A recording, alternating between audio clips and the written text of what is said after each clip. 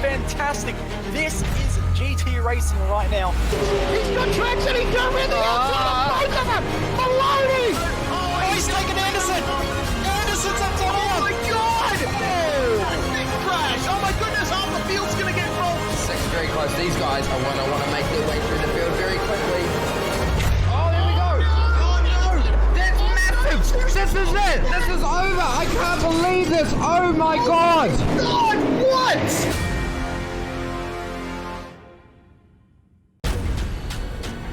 This is the original esport racing game. This is iRacing.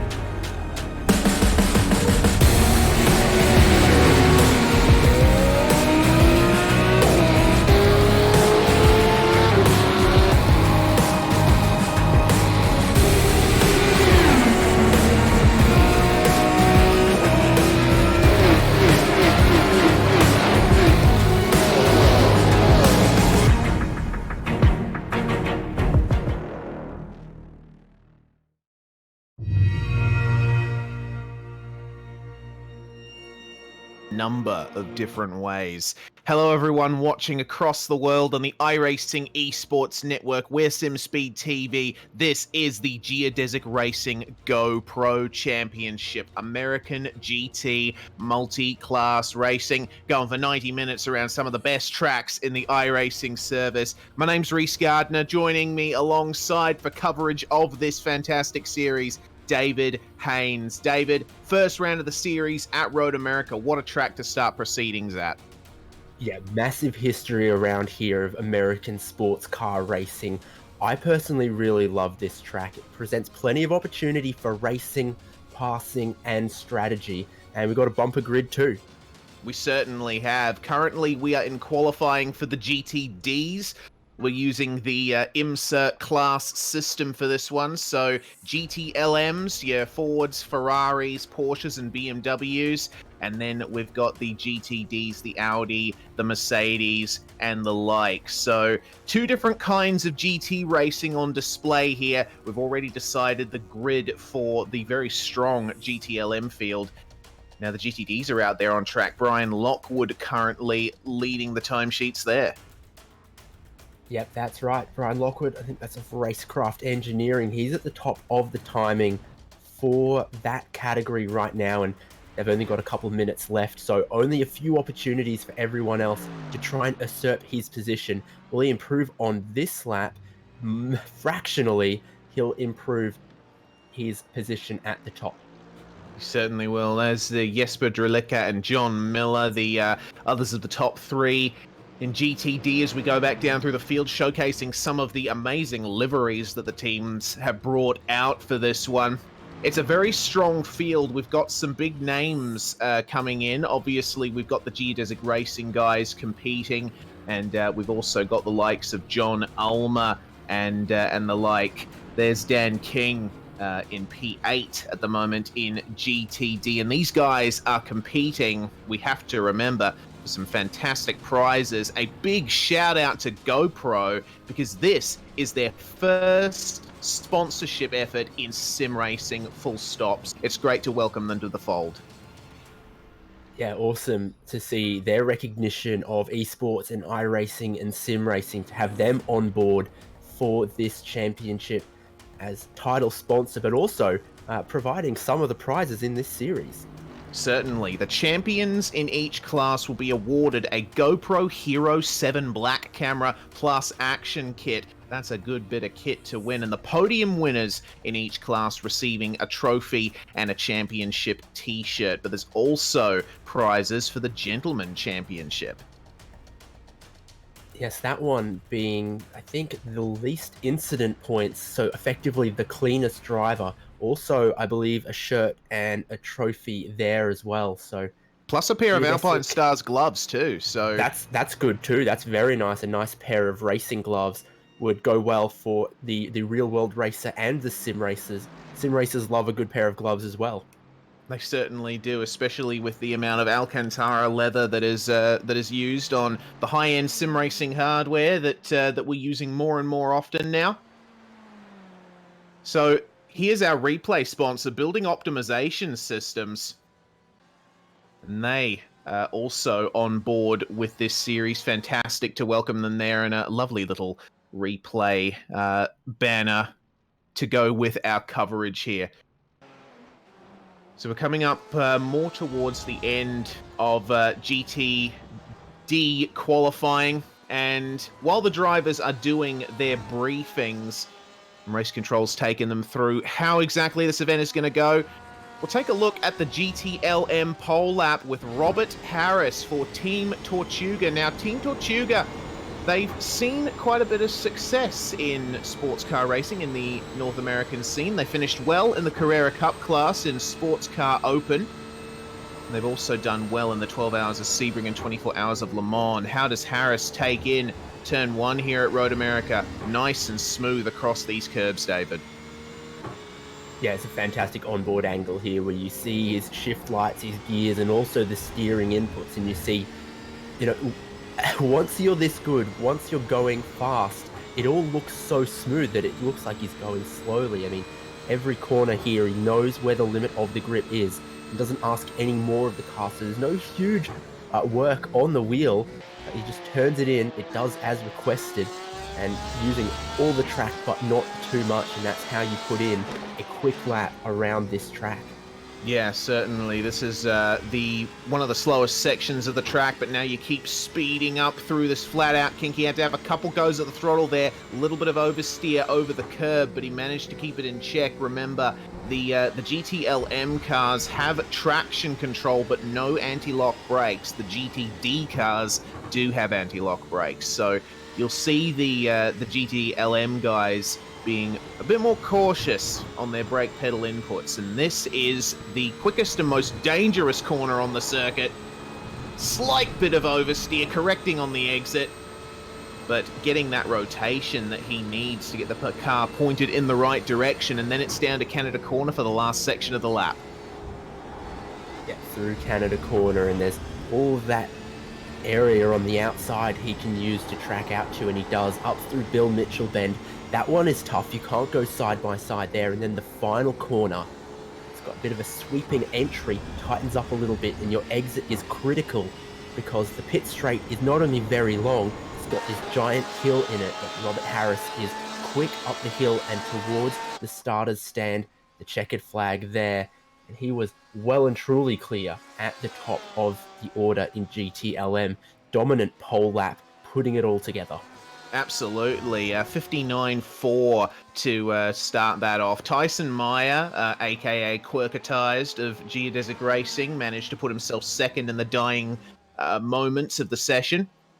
So it's a little closer than it looks in the GTLM field, but we will have to wait and see how that works out in the race session. Let's have a look at the GTD Pole Lap now. This is Brian Lockwood for Racecraft Engineering, and we saw him match this time when we came in. Let's have a look at how he goes around Road America in his Mercedes AMG GT3. High-tech piece of machinery, front engine, rear-wheel drive, big tires, and of course those anti-lock brakes slamming down through the gears coming into turn one. Little bit of a touch of third gear, and then right up to the top of the rev range, getting as good of an exit as possible. That big V8 in the Mercedes AMG is really good for that corner exit, immediately off the apex, and coming down the straights. It's got torque for days. Indeed, all of your GTD class cars are very, very equal, but if there's one slight difference, a lot of people say that this Mercedes is just a teeny bit better in a straight line. Overall, through maybe the braking and through the turning, it all evens out. When it comes to that 6.2 litre V8, putting the power down as you go down the 2 or 3 long straights that we have here at Road America, well there, it can help you, and Brian Lockwood used all of what he could of that power on this lap that we are watching a replay of now. Absolutely, we got a quick view of his in-sim driver model there working at the wheel and coming through the carousel. In the GTDs, it's a little more difficult because they produce less downforce than the GTLMs, so they got good straight line speed. They can keep up with the GTLMs in a straight line, but when it comes to the corners, the drivers have to work a little bit harder, and you can see he's almost plowing through the kink there, but just keeping up the front grip as much as possible. Braking as late as he dares for Canada Corner, carry the brakes all the way into the corner, and wow, that's a lot of curb usage on the exit, but he managed to get it back on the track. Now to end this lap through Bill Mitchell Bend. Looks a little bit more controlled than our GTE and our GTLM, class pole sitter. That looked like a bit of a ragged end to the lap, but it was quick enough. He got a bit of a draft too. Yeah, indeed, both qualifying sessions were all drivers in that class out on track together, so if you had a teammate, it was possible to use them for a little bit of a slipstream, or if you just found yourself in a lucky spot with someone to get a draft off of, that was all fair. And obviously in that run up the hill towards the checkered flag, Brian Lockwood did get a little bit of help there, which would have maybe given him a tenth of a second or so, but he was more than that clear of second place in class. Yes, indeed. Lockwood managed to eke out 2/10 of a Jesper Drulicka at the end of that session. Well, the driver's still going through their briefing at the moment, and we have about 4 minutes to go until we can start racing. Let's have a look at the event format quickly. There's 90-minute races in this one with live race control, thanks to the administration team of Geodesic Racing. It's a long track with long straights, so interclass interaction should be good here. Yeah, exactly. I mean, when we look at the times for qualifying, which we will soon, you'll see that there's only about 3 seconds per lap difference between the GTLM and GTD cars. That means that the tail end of the GTLMs will be quite close to the front of the GTDs, and it will be quite a long lap, pardon me, quite a few laps before the GTLM leader gets towards catching the GTDs. Obviously, the GTLM cars noticeably quicker, but by a slim margin, which means the interaction between the two of them is going to be very interesting in this 90-minute race. Yeah, and as I alluded to, the GTLMs make up most of their time relative to the GTDs in the corners. This is the weather for what we've got. Overcast sky, and it looks like a reasonable track temperature there. Little warm at 30 degrees Celsius, but other than that, it looks like not much UV hitting the track. Lots of grip available for the drivers out there. Yeah, 87 Fahrenheit, 30 degrees Celsius on the track temp. That's pretty middle of the road. That's not super hot, super slippery, but it's also not stone cold, very, very grippy. That's pretty well middle of the road. And so I think that'll be comfortable conditions for a lot of the drivers, quite close to what they're used to. They're not going to have, a crazy amount of grip available that would be more than you'd ever expect. And they're not going to be struggling too hard. I think that's very good conditions for this race. Yeah, absolutely. A little bit of sunlight starting to peek through there thanks to iRacing's dynamic weather system. Well, in terms of balance of performance, we alluded to it with the GTDs, but the GTLMs, they've got a reasonable balance of performance as well. Yes, there is a Porsche on pole, but we've got Ferraris in there as well, and a BMW in the top 5 too. So a good mix of cars. Yep, in GTLM, the fastest class, 4 different vehicles available to our drivers and teams, and those being the Porsche 911 RSR, the Ferrari 488 GTE, the Ford GT, and that BMW M8 GTE. And you mentioned to me earlier, Reese, while it looks like there's plenty of people for the BMW, the Ferrari, and the Porsche, we don't seem to have anyone with that Ford GT, even though it was an available option. Yeah, and that's a bit of a shame. I mean, the Ford GT, it was one of the first GTLM cars to be announced for iRacing, actually, along with the Ferrari. Actually, I think it was a bit of a surprise. I remember back to the days when those cars were first released, but the Ferrari and the Ford being on the service longer than any other GTE car. And obviously, as the new ones come in, they start to gain favor. The Ford, obviously, doesn't seem to be the choice for Road America, at least. Yeah, certainly. I don't think the Ford is done. Obviously, it's a quick race car, and in theory, the balance of performance in the class would make all of them equally valid. Maybe I think the secret for the Ford comes down to the tire management. And in a 90-minute race like this, don't think we'll be seeing anyone take tires at their pit stops. So I think when it doesn't have the edge in the tire management, in a sprint race, maybe the Ford GT isn't so favored. That's the best thing I can think of. Well, we've come up to the end of the qualifying session here, up to the end of the 30-minute period. And we'll be getting ready to race very, very soon. A big thanks to Geodesic Racing for putting on this series. And, of course, we have to extend our thanks to GoPro, Alpine Stars, and, of course, BOS once again for their support of this series. Last few minutes ticking away before we jump into the race session here. Indeed, eagerly anticipated race. 90 minutes means we are going to see some pit stops. Without doubt, there's no car out here that can go that long on their tank of fuel. But I think, and this is just sort of me speculating a tiny bit here, but I think that will give us a pretty wide pit stop window. And that is going to be very, very interesting when we've talked about the speed difference between the two classes. Traffic management going to be absolutely key. Yeah, absolutely. And I get the feeling that the leaders will have to pick their way through a little bit and make their pit stops sensibly. This is the starting grid for GTE. We got Rob Harris on pole for Team Tortuga with Tyson Meyer joining him on the first row. Targa Racing's Graham Quinn lines up third, Simon Avatal alongside. Andrew Caron, interesting to see how he goes. Former drifter, now he's more interested in making cars go forward than sideways. William Whalen alongside him. Enzo Johansson and Marcus Deck on the next row.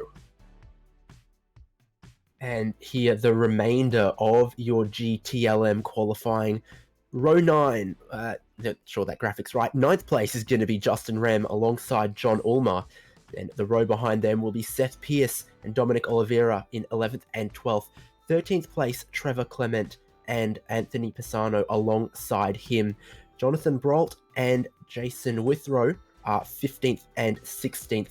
And the one other car in GTLM, that is Matt Quinn. He will be the last of the GTLM runners. Yeah, and then we start to get into our GTD runners. Brian Lockwood on pole for those guys with Jesper Drulicka and John Miller joining him in the top 3. Gabriel Pereira, Zach Plummer, and Jack Anderek alongside them lining up further down the field. Team Huge Asses Shane Cameron lines up in 24th position. Next up, we got Hayden Gober and Alex Coffard, along with Dan King and Andrew Fawcett lining up 27th and 28th overall. Older Stepanovsky in 29th and Mark Herzog rounding out the top 30 with the next row taken up by Andrew Taylor and John Navarra. And the remainder of your grid is Brandon Smizor, David Browning, Philip Wyatt, and the remainder are not cars that are going to be taking to the grid. That's some of the spots taken up by our fantastic race control. We're going to be managing all aspects of this race and with their eyes out on any potential incidents to ensure everyone drives safely, cleanly, fairly, and if they don't, to apply the necessary penalties to ensure that going forward, everyone does. Absolutely, and they've got a detailed rule book here at Geodesic Racing to assist them with running this series, so this should be a good one. I've been looking forward to seeing this series kick off for a while now, ever since I took the job of commentator for this thing, and man, I just love getting to know a new group of drivers, a new group of teams, what we usually don't get at SimSpeed TV. This is actually the first American time slot series we're broadcasting, so start of a new era for us as well on the broadcast side. Yeah, not new to the iRacing Esports network, but definitely new to this time zone, which is fantastic for us to have a new opportunity to see some cars we're familiar with, some tracks we're familiar with, but plenty of new drivers for us. And there you can see the wonderful, wonderful field we've got, all of them here on the pit straight behind the new Porsche safety car, which will lead them around for one full 6.4 kilometer lap of Road America before we get racing. And here we see on board with that fantastic Porsche GT3. Absolutely, and what a beautiful safety car it is, just setting off now. So there goes Harris and Meyer. And that's the view from on board the safety car. It's a long run up to turn 1 here at Road America, but at the speeds you're going, it is much, much tighter than it looks. Precisely. So anticipation will be building, I think, somewhat for plenty of these drivers, because they're going to need a clean first lap. You mentioned that the GTLM cars pretty much the same speed in a straight line as the GTD cars, and there was only, I think, about a second difference in qualifying between the last of the GTLM runners and the first of the GTD runners. I fully expect Brian Lockwood and Jesper Drulicka on the front row of the GTD field to really stay with a lot of the GTLM runners, so that will be one to keep an eye out. And one thing here that our viewers might need to be aware of to make sense of some of what's going on, all of the GTLM runners have 2-digit car numbers like 60 or 77, and all of our GTD runners in the slower class, 3-digit numbers starting with 1, so like 174 as we see here for Shane Cameron. And that can be kind of important because the GTE and GT3 Ferrari 488s look very, very similar, but they do have a difference in performance and are racing in different classes, so don't let that fool you.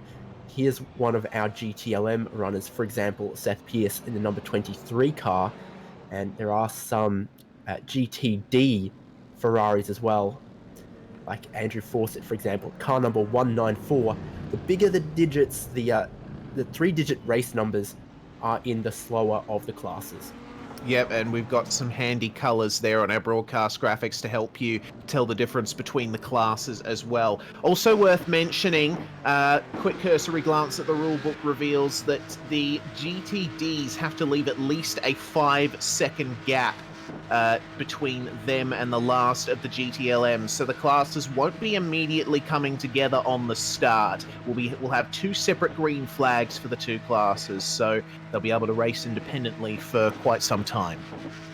And that's sensible race control. But of course, any incident, any little spin for our GTLM runners would see some of them closer towards the GTDs, but starting with 5-second cushion between them, and hopefully that will be enough. The class will be racing amongst each other at the start, not tripping over each other as would otherwise happen. Yes, indeed. Well, the GTLM field making their way down the back straight now past the kink. And this is going to be one of the most dangerous areas of the track because the straight meanders its way down to Canada Corner and there's not much room for error. You can see how much grass there is on either side of the track before you either get to Armco or a concrete wall that will destroy your car. Precisely. The natural racing line sees you sort of weave around a little bit, which can be distracting to a driver behind who's not, who's trying to figure out, is there going to be room for them on the inside to try and pass into Canada Corner? Drivers who are trying to defend need to make their intentions very clear, and so do drivers who are planning on attacking. But got one more corner before that pace car peels in, and we will be getting underway. Absolutely. Rob Harris will control the field. Robert L. Harris, and he is immediately away, wasting absolutely no time. There's our man up in the iRacing gantry. Green flag for the GTLM class in the Geodesic Racing GoPro Championship. Making their way down to turn 1, and already we're seeing Tyson Meyer facing a bit of pressure from Graham Quinn as the field starts to accordion itself through turn 1. And the GTD's just taken the green flag now as well. Glance there, Brian Lockwood making a good jump, and I think he might be well under pressure here as well. Relatively clean start at the front of GTD though. Yeah, certainly, and it's a clean start that you need. The drivers remembering, of course, that this race is 90 minutes long. You don't have to make silly moves early on, but Marcus Deck is starting to make some side-by-side action here. Goodness me. William Whalen alongside him for Satellite Racing. Wow, John Ulmer actually getting into this as well. Very feisty on lap 1 through this middle section of the circuit where there's a lot of stop-start corners, but when you get to the flowing section of this racetrack, that is where you really start to separate the men from the boys, as it were. Yeah, precisely. The middle sector has a lot more flowing corners, and then we get down through the kink for the first time for our GTLM runners. Looking at the GTDs though, no positions have changed in the top 7 in GTD runners. Are all as they qualified. Brian Lockwood still leading Derlica and John Miller III, who we ride on board with. Yes, indeed, and single file down to Canada Corner for the first time. A lot of Mercedes up at the front in GT, and the first Audi that can be seen is the Action Simsport car of Zach Plummer. Action Simsport, they're a team that are relatively new. They were founded in 2018, recently getting some new liveries done for their 2019 season. Very good-looking cars, but the top 2 in GTLM, Tyson Meyer's really starting to turn up the pressure here versus Robert Harris. Yeah, exactly. They've just come down the pit straight, which is a fantastic slipstreaming opportunity. Then they come through 1, 2, and 3, and this is the exit of turn 3, as the circuit describes the corner numbers. And then another long straight here, which leads towards the best overtaking opportunity, I think, into turn 5 is downhill, very difficult, and it needs a long braking zone, but Tyson Meyer cannot get it done. This time, Harris. lock up there. Yeah, Harris had a bit of a lock-up running wide. This is giving the opportunity here to Quirk. He's going to try and come through.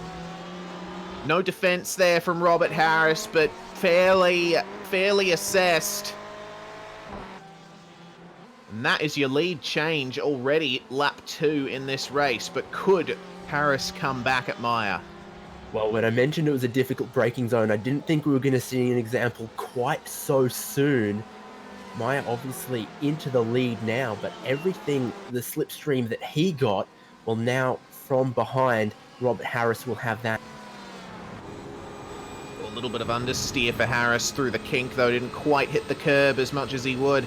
Of course, these GTLM cars, they produce a bit more downforce than the GTDs, so they're a little more sensitive to those aerodynamic forces at high speed. There is Harris running a little wide once more. Meyer's starting to get away with this. Meanwhile, Whalen versus Avatal for 5th place. Yeah, indeed, and this is a battle between the Porsches. So we've got the Porsche up front. Well, we did until the Ferrari got through, but this mid-pack here definitely dominated by the 911 RSR, and they're screaming flat 6 engines, just all separated by a bit too much down the pit straight to have anyone make a move just yet. Yeah, well, draft is, it starts from about a second back. We've just had a position change back in the field. Dominic Olivier is yielded to Enzo Johansson, and they are now in the opposite order to what they were. Yeah, Dominic Oliveira has a fantastic start to the race. Now we look at this battle, 2nd place in GTD. John Miller has just been that 0.4 of a second back and just can't seem to quite close that gap. Brian Lockwood, though, building solid advantage. The only leader building a gap. Oh, it's going off a bit in GTLM here around the slowest part of the circuit. Whalen just getting through to the lead of this pack.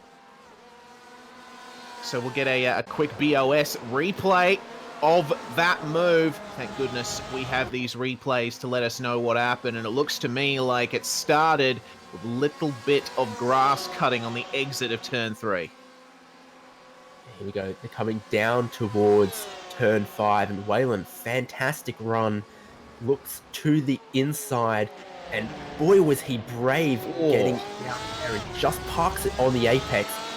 Fantastically well judged, and then coming up the hill and underneath the Corvette bridge. Nothing likes of Avatal could do about it. Yeah, solid move there from William Whalen. Here's Andrew Caron as he chases down Graham Quinn for 3rd.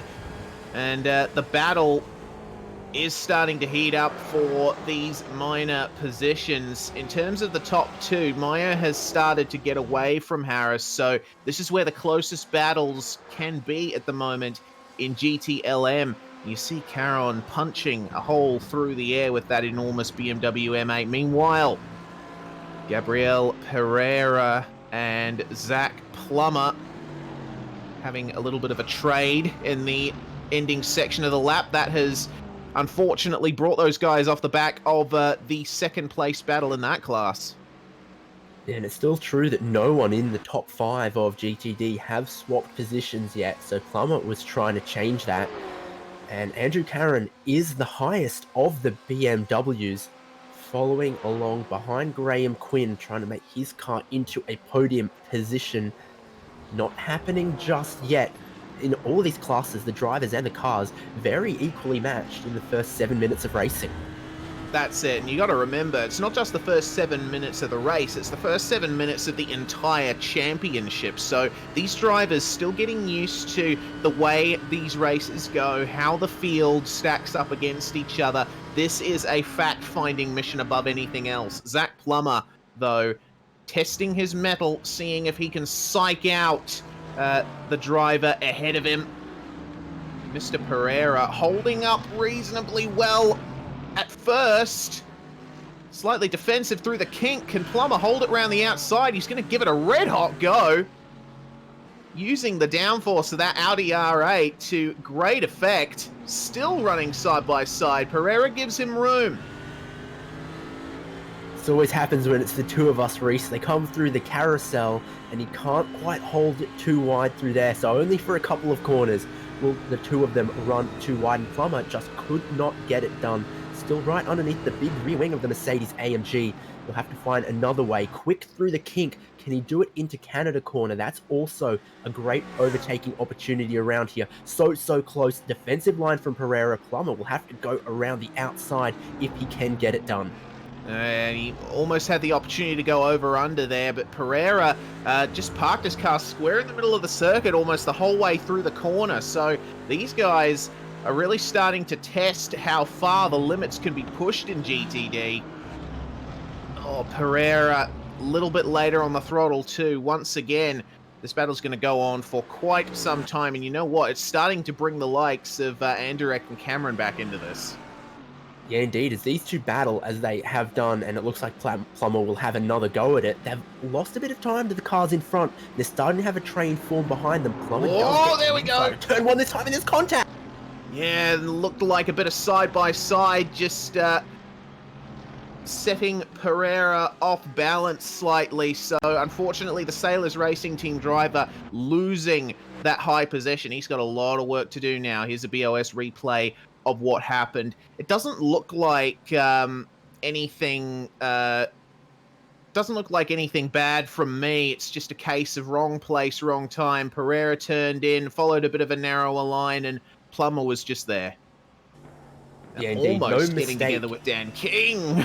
Dan King was so close when that spun car was parked on the exit curb, just getting away with it. Thanks to Building Optimization Systems for their support of our replays in this series.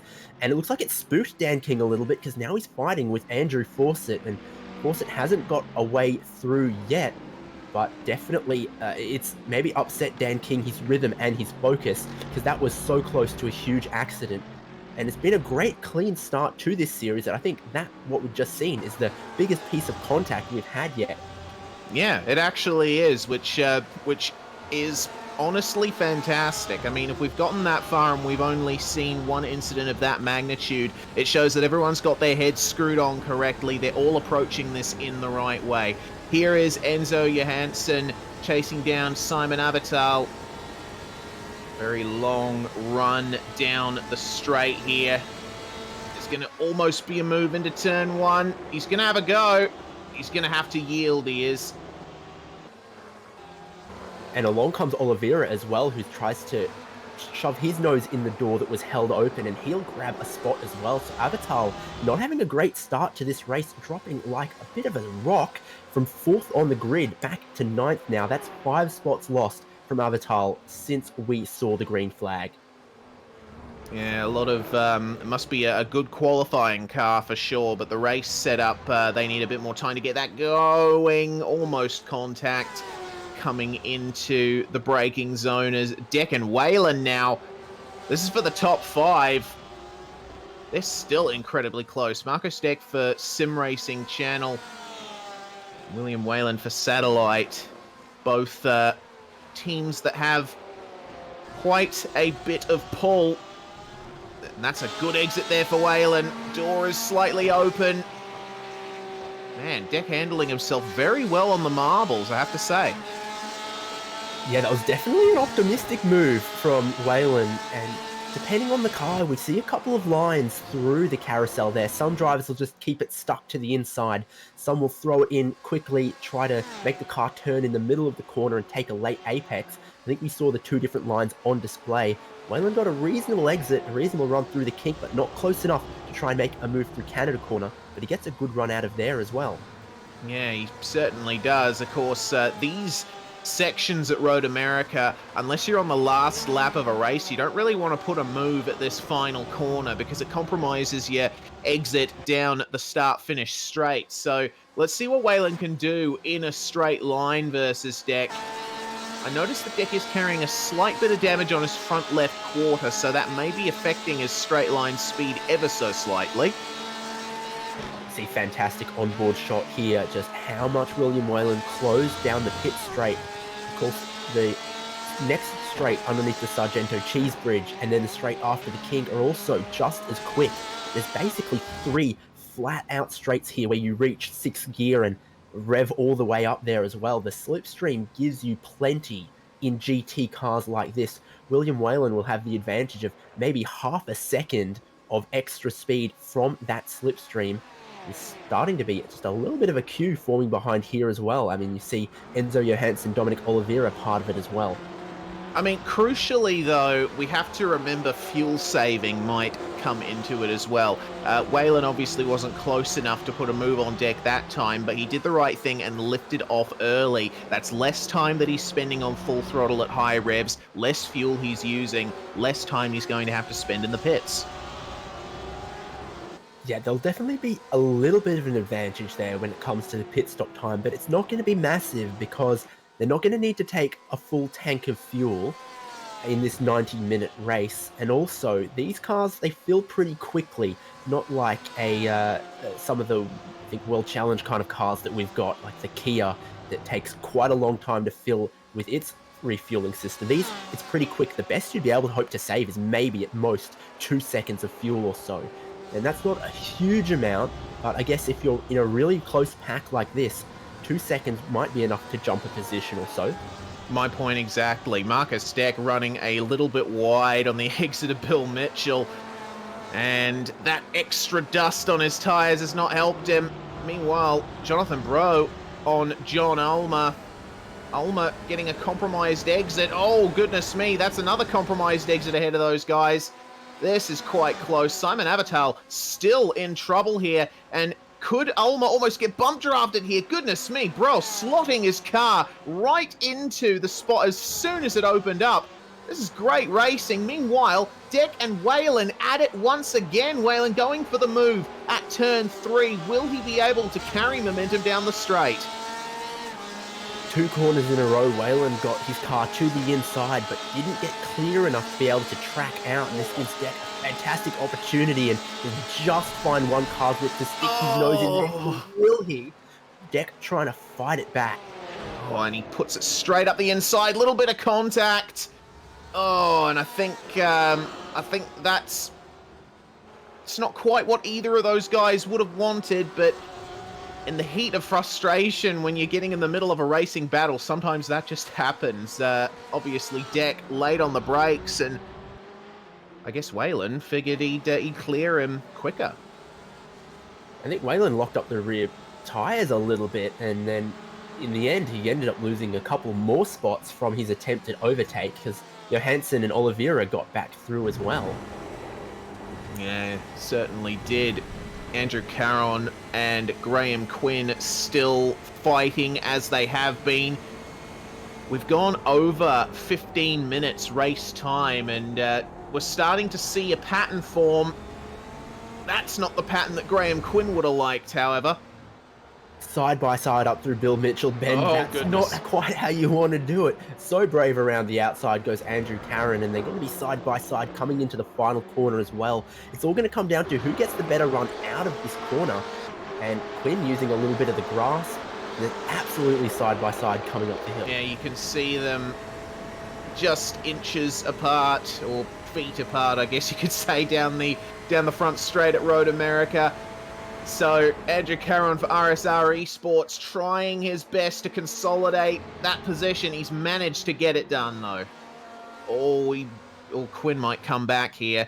He's left a few opportunities open here as Caron. These guys still running side by side. They got a good gap to the cars behind. They can afford to battle a little bit. And these guys are now 5 seconds behind first and second in class. They are then 4 or so seconds ahead of the cars behind. They're fighting on their own little island for third place. BMW has the inside into turn 5, but goes very deep. Quinn has done a great job of just trying to do the over-under, trying to cut back to defend, and they are side by side. Deck, Oliveira, Enzo Johansson, everyone getting in the fight here. Yeah, it was a little bit of an awkward situation once again down the front straight. Dominic Olivier having to cut and thrust his way through a bunch of cars that were tripping over each other. This is 5th and 6th in GTD, by the way. We haven't checked in on these guys in a while. Battle for 5th between Andrak and Cameron. These guys doing very nicely in their own little pocket. Yeah, indeed. Looks like GTD fields are just a little bit more spread out. There's been a problem for Andrew Fawcett. He was fighting with Dan King earlier. What has happened here? Let's have a look, thanks, of course, to building optimization systems. This is on the run down to turn 3. So, Fawcett seems okay there. As he comes out of the corner, just catching the grass on the exit. The traction control didn't save him there. No, it did not. They call this America's National Park of Speed, but I think Andrew Fawcett was getting just a little bit too familiar with the greenery around here. That was quite far off the circuit in the graph. Yeah, certainly, and he's going to lose quite a bit of time from that. Meanwhile, William Whalen, he just can't seem to keep himself out of a battle. Here he is with Enzo Johansson now. And we've seen Johansson face a slight bit of drama in these first 20 minutes. Seems to me like this midfield battle is really, really hot right now. Yeah, for sure. On my timing screen, it's a red box basically from 5th down to 12th in GTLM, and that means there's no more gap than 1 second between any of these cars. We've seen that whoever gets to the front of the train ends up giving the slipstream to the cars behind, ends up creating a battle for position, ends up just forming a core. Yeah, and Enzo Johansson overcooking it slightly into turn 5. Meanwhile, Clement through there on Simon Avatal, who is continuing to just slip down the order. Obviously not happy with the race pace of his car, hoping it might come back to him later in the race. Meanwhile, that's our GTD lead. Brian Lockwood and Jesper Drelica basically lapping on their own right now. John Miller and Zach Plummer behind them. Fairly even gaps, and there is the battle between Andurek and Cameron, the closest fight in that class right now. Alex Coffard's starting to catch up to those guys, and the battle for 8th as well. Yeah, Dan King kept it on the road, and he's got Gabriel Pereira for company now, and then we look further back, and this is Herzog, Browning, and Fawcett trying to recover after we saw the spin that he had. Obviously, he's now approaching the battle that Herzog and Browning are having, and you can see all of the gaps down the GTD field. Bring it back up to GTLM, though, because this battle, 5th through to 15th now, absolutely crazy. Who's going to try and shake it up? When do they think they can come into the pits and take their stop and be able to get to the end? The window's not going to open for quite some time. Yeah, that was a risky move there by Deck. He had the room, but I don't know if that counts as moving in the braking zone. It obviously was a very assertive defensive move there by Deck, obviously wanting to protect his place in the train. And it definitely is a train right now. Long line of cars coming down the straight, and Olivier almost going for it. Quinn and Caron, meanwhile, still going at it. Oh, it's starting to get awkward down here. Jonathan Bro almost making contact with William Whalen there. Very lucky to get away with that, both of them. Yeah, Brolt was very deep on the brakes towards the inside and did manage to keep his nose away from turning anyone else. He has gained 7 positions from where he qualified, so he is making a charge up through the field. Clearly good racecraft, a good setup for him. Sort of the inverse side of the coin from Simon Avatal, who qualified well and has unfortunately lost a few positions. Yeah, and that just goes to show you the importance of preparing your car for the race session. These are long races. This is a sports car championship. It's all about how you manage yourself in this session. So Deck's still leading the way at the front of this train. Olivier Whalen, Brohl, Johansson. Then we got Ulmer, Clement, Simon Avatal, heading up the end of this train. And there they are, all in the one shot. Fantastic. Yeah, and plenty of grass cutting there for Brolt. That's going to massively compromise his run out the final corner, up the hill. And look at that. Who's that behind? Enzo Johansson. So it's BMW versus BMW. They should have pretty similar straight line speed. And Johansson has almost the car level going into the turning point for turn 1. Got that position there. And how close were they? You could have put a sheet of paper in between those cars and it would have been, it would have had trouble fitting. That's how close they were. And, bro, off again. So the pressure getting to him slightly. He needs to just dial it back slightly. Here's another battle. This is for 13th position. Anthony Pisano for RSR Esports. And Matt Quinn, my goodness, have a look at him go. Almost going 3 wide down there as these guys continue jostling. Oh dear, Trevor Clement in trouble. Oh, and there's another crash. That's continued on past that. Slight bit of contact between those cars. Snowballing into an unfortunate incident. Oh, and Andirek too. What on earth's going on here? So very clean opening 25 minutes, and suddenly a little bit of contact, a little bit of issues going on. We'll look at the GTLM incident first. Clement locks up the rears very early, goes for a big spin. There's a side-by-side battle here, and then Quinn has been a little bit upset and then gone door to door and massive hip check on one of the other drivers. And then this is what's happened to Andirek, so maybe you'll have a look at that one, Reese. Yeah, actually, we're coming. It's coming up towards the end of the lap, so doesn't start right away. Andirek was up at the head of this train, and a little bit of car going off behind him, and well, there you go. That's what happened. Just on the outside, spinning, and he was a passenger at that point. Big shame for a guy who was running very well in GTD. Quinn still stopped on the circuit. Not sure what's going on there. Looks like he's back into the garage now.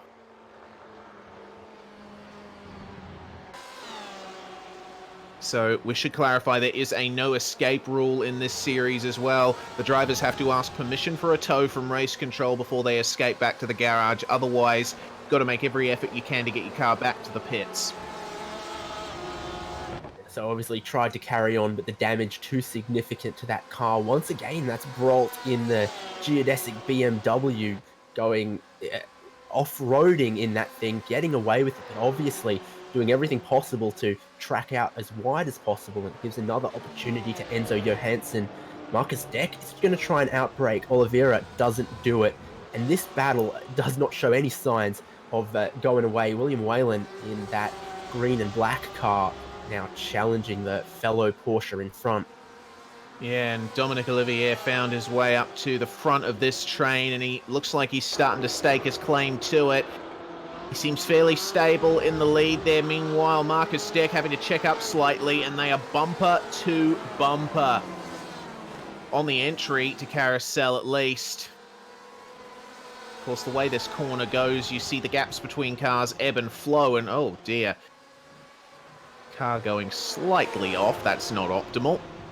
This could be a move, though, between Whalen and Deck. We've seen how racy Whalen has gotten in this race so far, and Deck obviously going defensive. It's the best line to take at Canada in this circumstance. Can Whalen hold it round the outside? He's going to give it a red-hot go. He certainly is. Brolt behind has good speed, but nowhere to go when the two cars in front are side by side.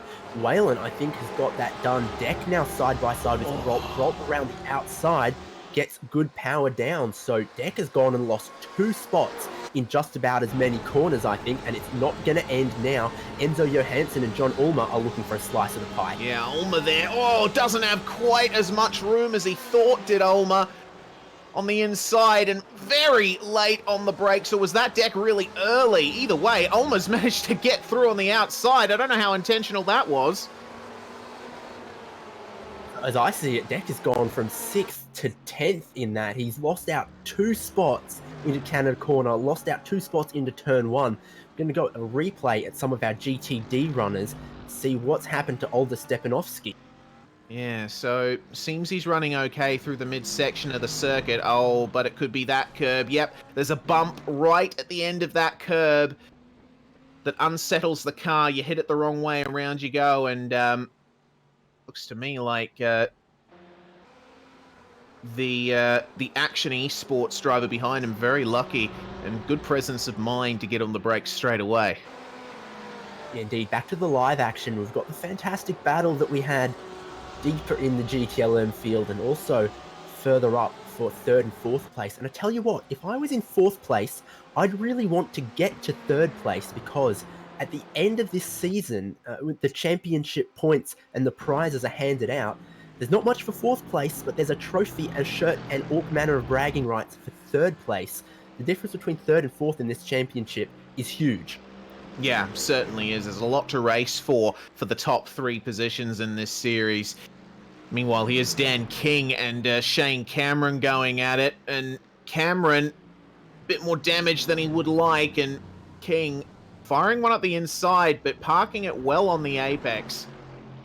So that's for P7 in GTD. You rightly point out, both of them the Mercedes AMG model, but Shane Cameron looking a little bit more certified pre-owned than Dan King. I'm not sure we saw where that damage to the bumper and bonnet occurred, but cannot be helping him in a straight line, and I think Dan King took good advantage of that.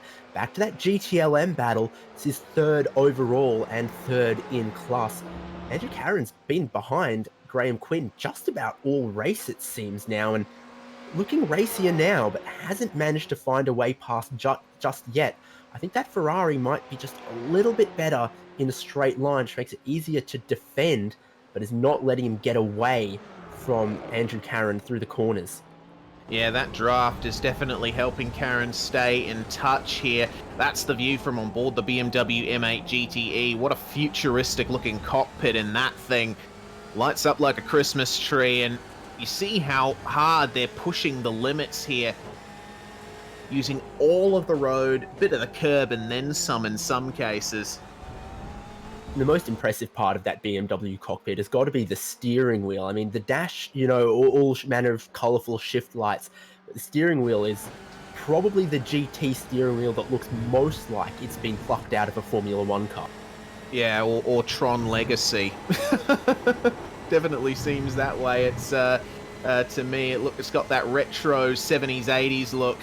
The gap between these guys is slightly larger, but that shouldn't be a problem.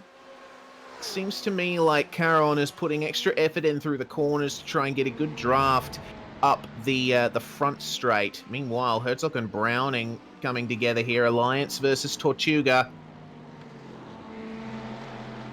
Browning having a little less of a good run than Mr. Harris, his GTLM counterpart. Meanwhile, side by side between Pereira and Coffard. Oh, and look at that. 5 in class, and Pereira, I think, well, whatever he had for dinner, it's working, because he goes to the inside down the hill and Coffard loses out. Pereira into 5th place for Sailors Racing Team and that Mercedes AMG GT. Take a look at the replay here, Reese, because I think they were side by side a couple of corners. Oh, yeah, and you see just how close they got there to coming together on the exit, and Coffard just caught the grass there on entry. That's the reason why he lost out at the end of that.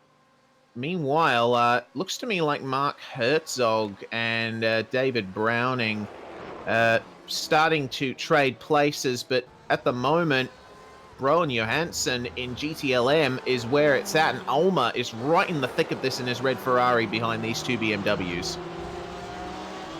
Yeah, this battle here has let Oliveira and Whalen ahead skip out a little bit, so the battle's starting to fracture somewhat from when it was almost 10 cars in a line. I think we'll definitely have no shortage of action watching these lot, though. Rolt leads Johansson, leads Ulmer, leads Deck, who's had a tough go of it. He's lost quite a few spots, and it's Peralt who is up 8 spots from where he qualified, so 15th on the grid into 7th, and looking pretty safe now at the front of this train. Good run through the kink. That is not flat out in either of our class cars Got to have a little bit of a breathe of the throttle. Be very careful how you throw the car in there.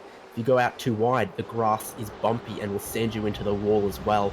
So it's a real commitment corner, sort of like Eau Rouge Radion in the old days, and one of those corners where it's close to being flat, it's fast, but you cannot take it flat, and the skill is there. Yeah, and even in the cars that you can take it flat in, like the Le Mans prototypes that iRacing has on the service, even they can get a little skittish through the kink, even though you keep the throttle planted.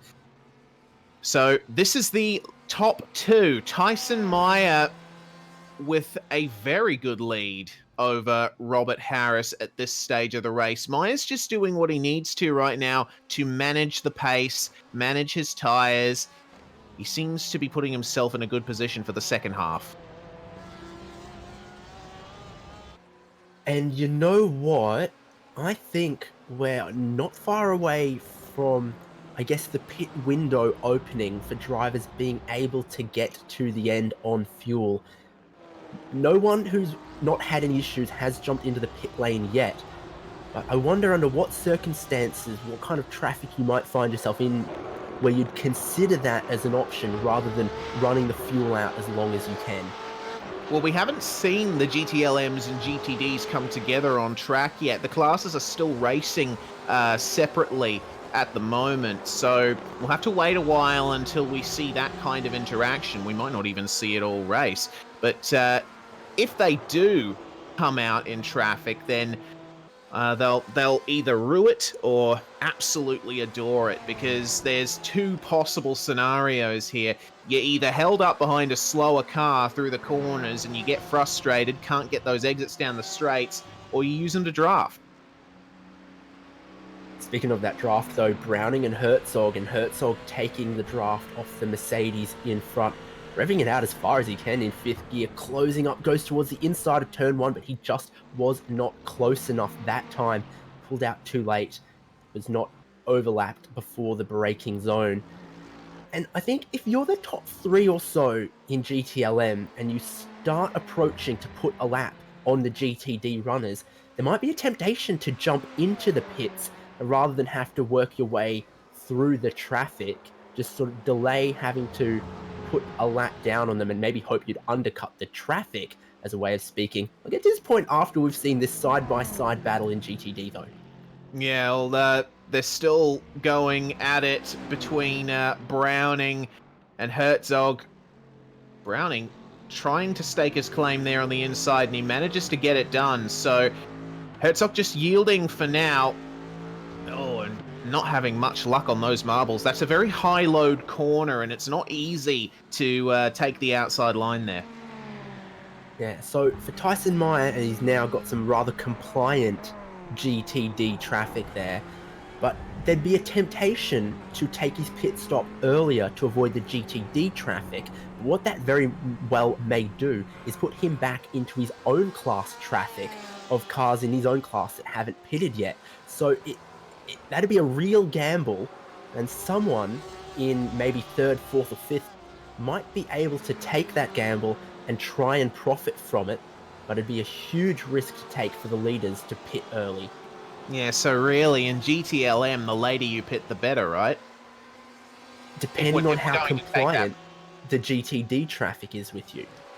Yeah, well, we just saw an example of them coming together in a more awkward spot between Maya and Navarra, but this battle between Ulmer and Deck is where it's at the moment in GTLM.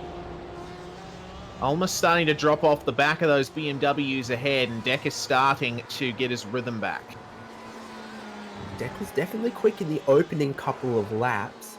Maybe just switched the tyres on a little bit better. Track temperatures have stayed just about where they were at the start. We're now at 29.4 degrees Celsius, so it's dropped maybe the slightest amount.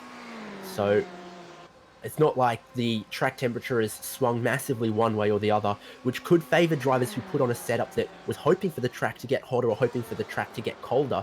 There could have been some gambles there in the balance, but the track temps have stayed just about how they were at the start of this race.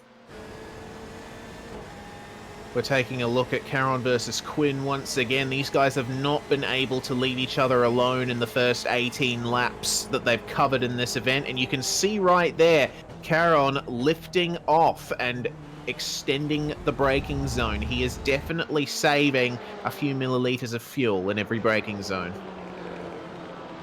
That's what you have to start thinking about. If Caron had been behind Quinn for 35 minutes or so and not tried to make a move recently, maybe thinking about that fuel saving. So when it comes time for these two to pit, I guess we'll try and keep an eye on the difference in their stationary time on pit lane. Caron might be thinking, if I can save 2 seconds here, I'll jump Graham Quinn in front. Now we're right on board with the GTLM leader, who has a little bit more traffic to deal with now. Deals with it well. Quick run through the kink using the slipstream of the traffic definitely put him in a position to make the overtake on Mark Herzog. As you can see, is 12th in GTD. So Tyson Meyer has 11 more cars in front to try and put a lap on, and each one a little bit quicker, a little bit feistier than the one before. Yeah, that's it, and a lot more at stake for them as well, so they won't yield their positions that easily.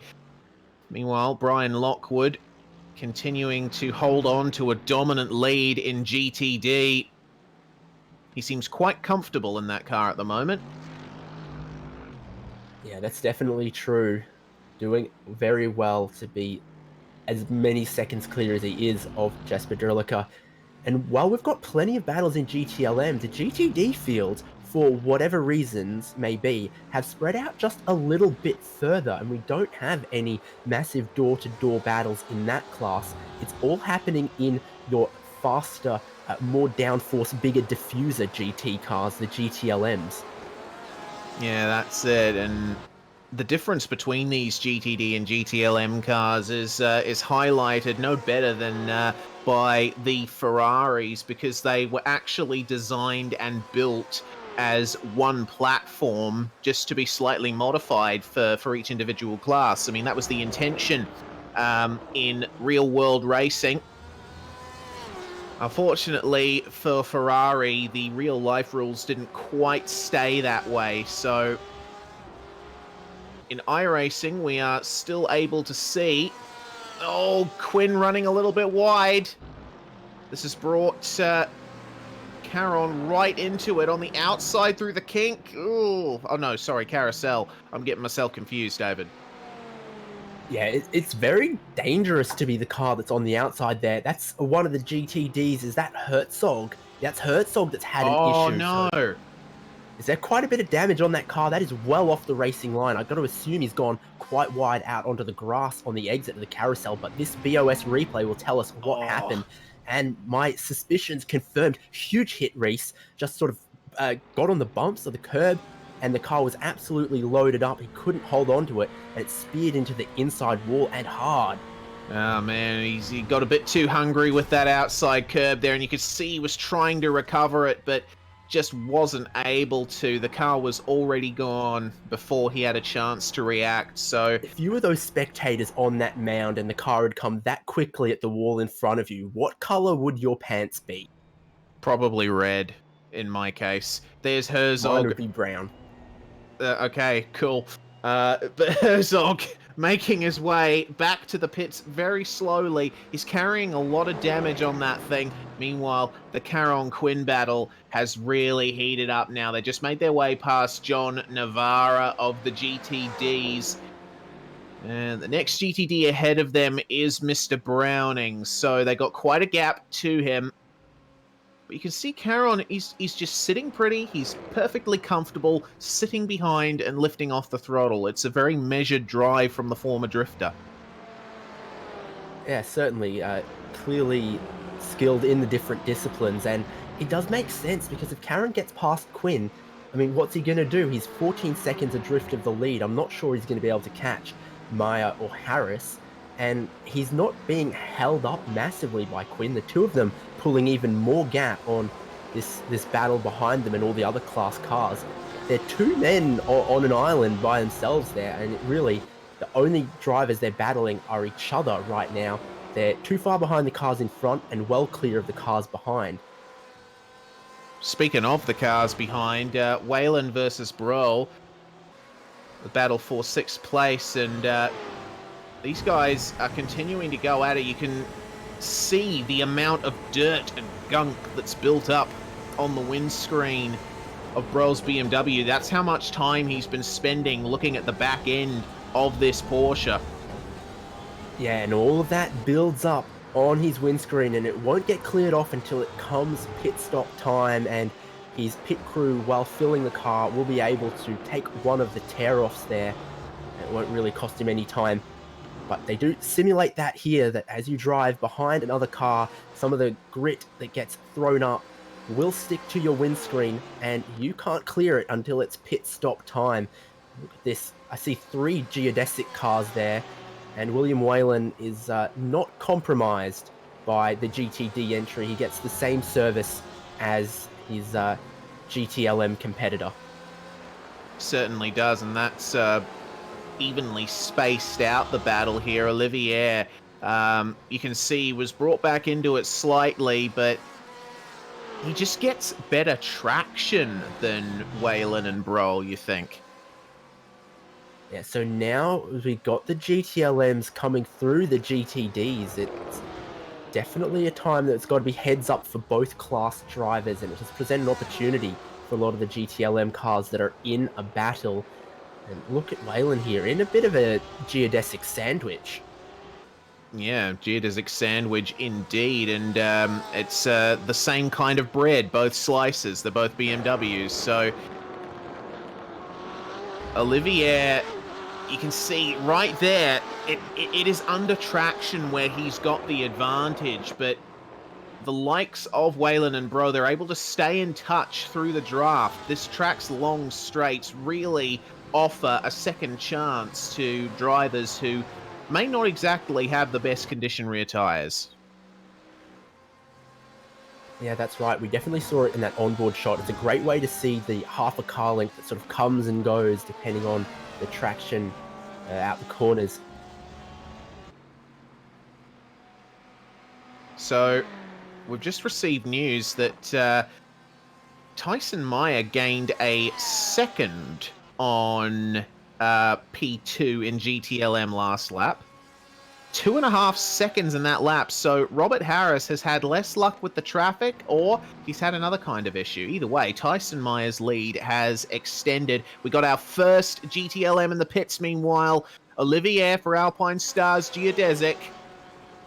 And it's the halfway point in the race, so I don't think that's massively surprising. We've had 45 minutes of racing, we've got 45 minutes to go. That's a driver taking the cut the race in half strategy.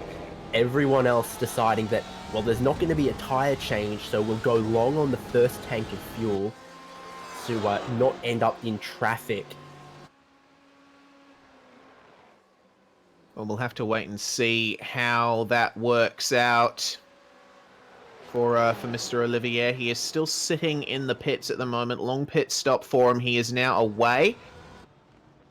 And we've also got Trevor Clement pulling into the pits behind him in his GTD Ferrari. So the pit stop was 20.5 seconds for Olivier. That's going to be our first indicator of just how long it takes to fill up these cars for another half a race.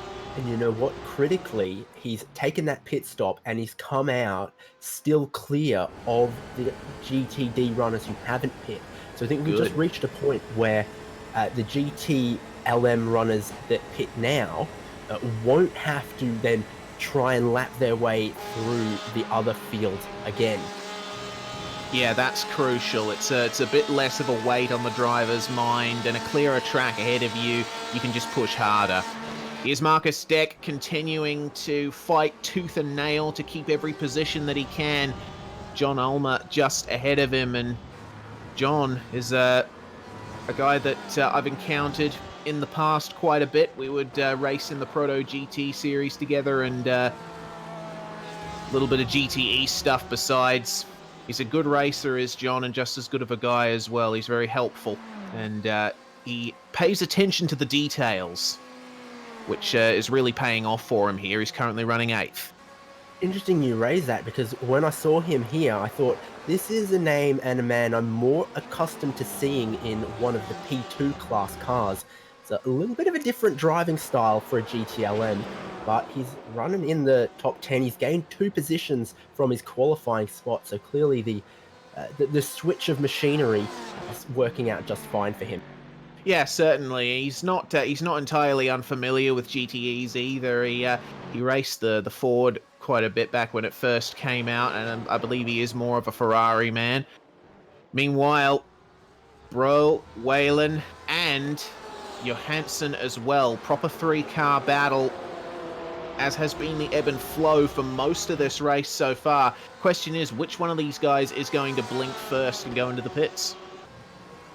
Well, I'm sure that Brolt will be in some form of communication with his teammate, and Olivier has already been in, and so they'll have some sort of gauge on, you know, does the car handle too poorly with too much fuel in it? Where is he being fed out relative to the other traffic? What lap times is he doing, you know, there? So the Geodesic guys, with a couple of cars in this fight, will have maybe a little bit more information than William Whalen, who's sort of the one-man army in this series. Yes, indeed. But Satellite Racing is a bit of an army outside of this. They're a team set up by Mr. Matt Strand, and they've competed in sim racing for quite some time. Actually, Satellite is a bit of an experiment. It's an offshoot of a real racing team, Satellite Racing, that Matt Strand is also involved in. The entire goal of that place is Whalen ends up getting past, I believe. The goal is to unite sim and real racing, and Satellite Racing are doing that pretty well. But there we go, there's Johansson through, and just. Yeah, tight squeeze through turn 1, but just the right amount of space given, and Johansson, with a better run out the final corner, capitalizing. And he's already starting to gap as well. You can see he got better traction. There's Andrew Fawcett coming out of the pits for the Huge Ass team.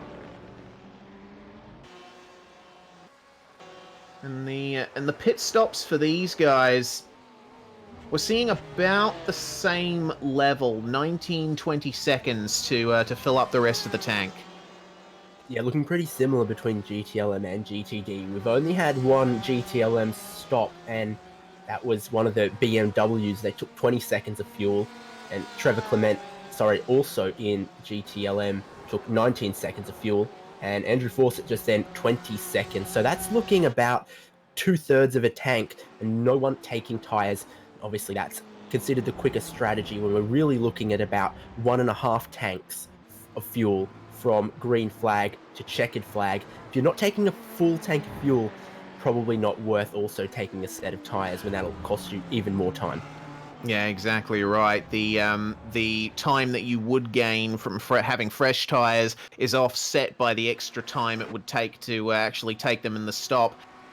So the GTLM leader making his way past one of the huge-ass Audis.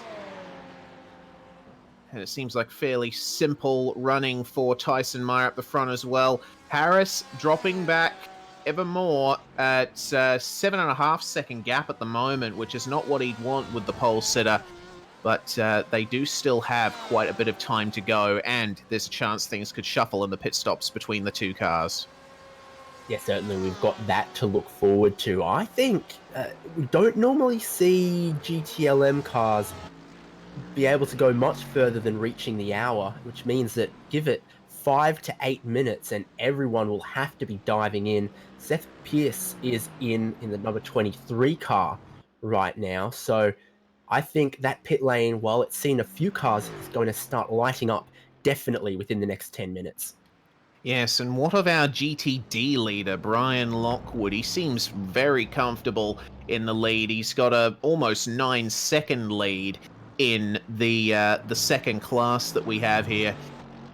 And the GTDs generally go a bit over an hour in terms of their full fuel tank. As far as I'm aware, Geodesic Racing have not altered the fuel tanks or the weights of any of the cars. They are using the iRacing balance of performance settings, so you'll be able to see what you see in the bigger official races.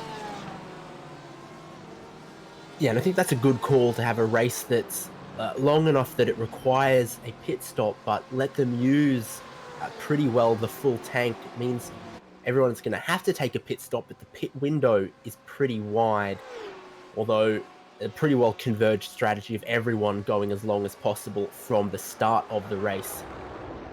And another thing you got to consider is the track as well. Road America, yes, it has high load corners from time to time, but the vast majority of the time you're spending driving around this track is going in a straight line. So the tires don't get worked as hard here as they would at a place like, say, Laguna Seca or Mo Sports. So the drivers don't have to pay as much attention to how the tires are going. Yes, there's going to be a pace drop off, but it's manageable. That's how I'd read it as well. 8th place GTLM, John Ulmer, Marcus Deck. Deck, what? That was such a late dive for the inside. I don't think he ever really had any intention of trying to make the move there. What he is doing is occupying some real estate in the head of John Ulmer, because when you're just about to put on the brakes and you see the car behind dart out like that, quite off-putting, I think. So Marcus Deck maybe getting desperate to make a move before he has to come into the pits, because otherwise, bizarre little move. See another GTD pit stop. It's Dan King. Yeah, and Deck at it again, contact. Oh no! There we go. That's that battle over, and John Ulmer, I don't think will be a very happy guy with that. We will have to get a build optimization systems replay of this one. So, John Ulmer versus Marcus Deck. What happened? Well, Deck got late on the brakes, and that was just straight up contact. Deck might have locked something up because he did. It didn't turn in towards the apex, plowed a little bit. We'll have another angle of it. It's going to be the onboard, and we'll see what it looked like from the Porsche. But I think he was just too late on the brakes, and then steering wheel dead straight has not turned in towards the corner. I think he was just too hot on the brakes to be able to turn in. It's a shame for John Ulmer, who gets tapped in the rear, sent around. But how quick a race control on the case. Marcus Deck literally just got black flagged for that incident. 30-second stop and hold, according to the in-sim feed that we have. So race control right on it. Yeah, wow. And I think that would pretty well line up with what we saw from the different angles. Of course, when we saw it live, we cut to it the shot very late. But having seen some other angles, there's no way any of that was the fault of John Ulmer. He was braking where he'd braked the previous laps, following the racing line, and there was no overlap until the point of contact, where he, unfortunately, has just been sent around there. So that's hurt his race. He's lost 2 spots from that. Well, meanwhile, that's the state of play at the moment. There's Deck on track at the moment, and there is Ulmer. That's the difference that incident ultimately made. So both of those drivers going to have to put in some work in the last half hour of this race. Meanwhile, continuing to put in the same amount of work he has to a very high level is Mr. Lockwood. We're still waiting for him to come in, but most of the GTDs should be prepping to pit by now. We've almost gone to the hour mark. Exactly, racecraft engineering, but he's not had to do a whole lot of racecraft. It's been a time trial masterclass from Brian Lockwood. Qualified it on pole, built out enough of a gap, and away he goes to run the race he wants, pit when suits him. Of course, he stayed out another time. So has Jesper Derlicker, who has a same class car a lap down in front of him that he's getting the slipstream benefit from now. Once he closes that gap, will he be allowed through without losing any time? That, I'm sure, will be his anxiety. Yeah, and that's exactly it. When you're racing multi-class, you don't just have to think about how you're going to... Oh, there we go. The leader is in the pits. Tyson Meyer in. So this is going to be crucial. And there, Robert Harris following him in. So this is going to be a battle of the pit stop times.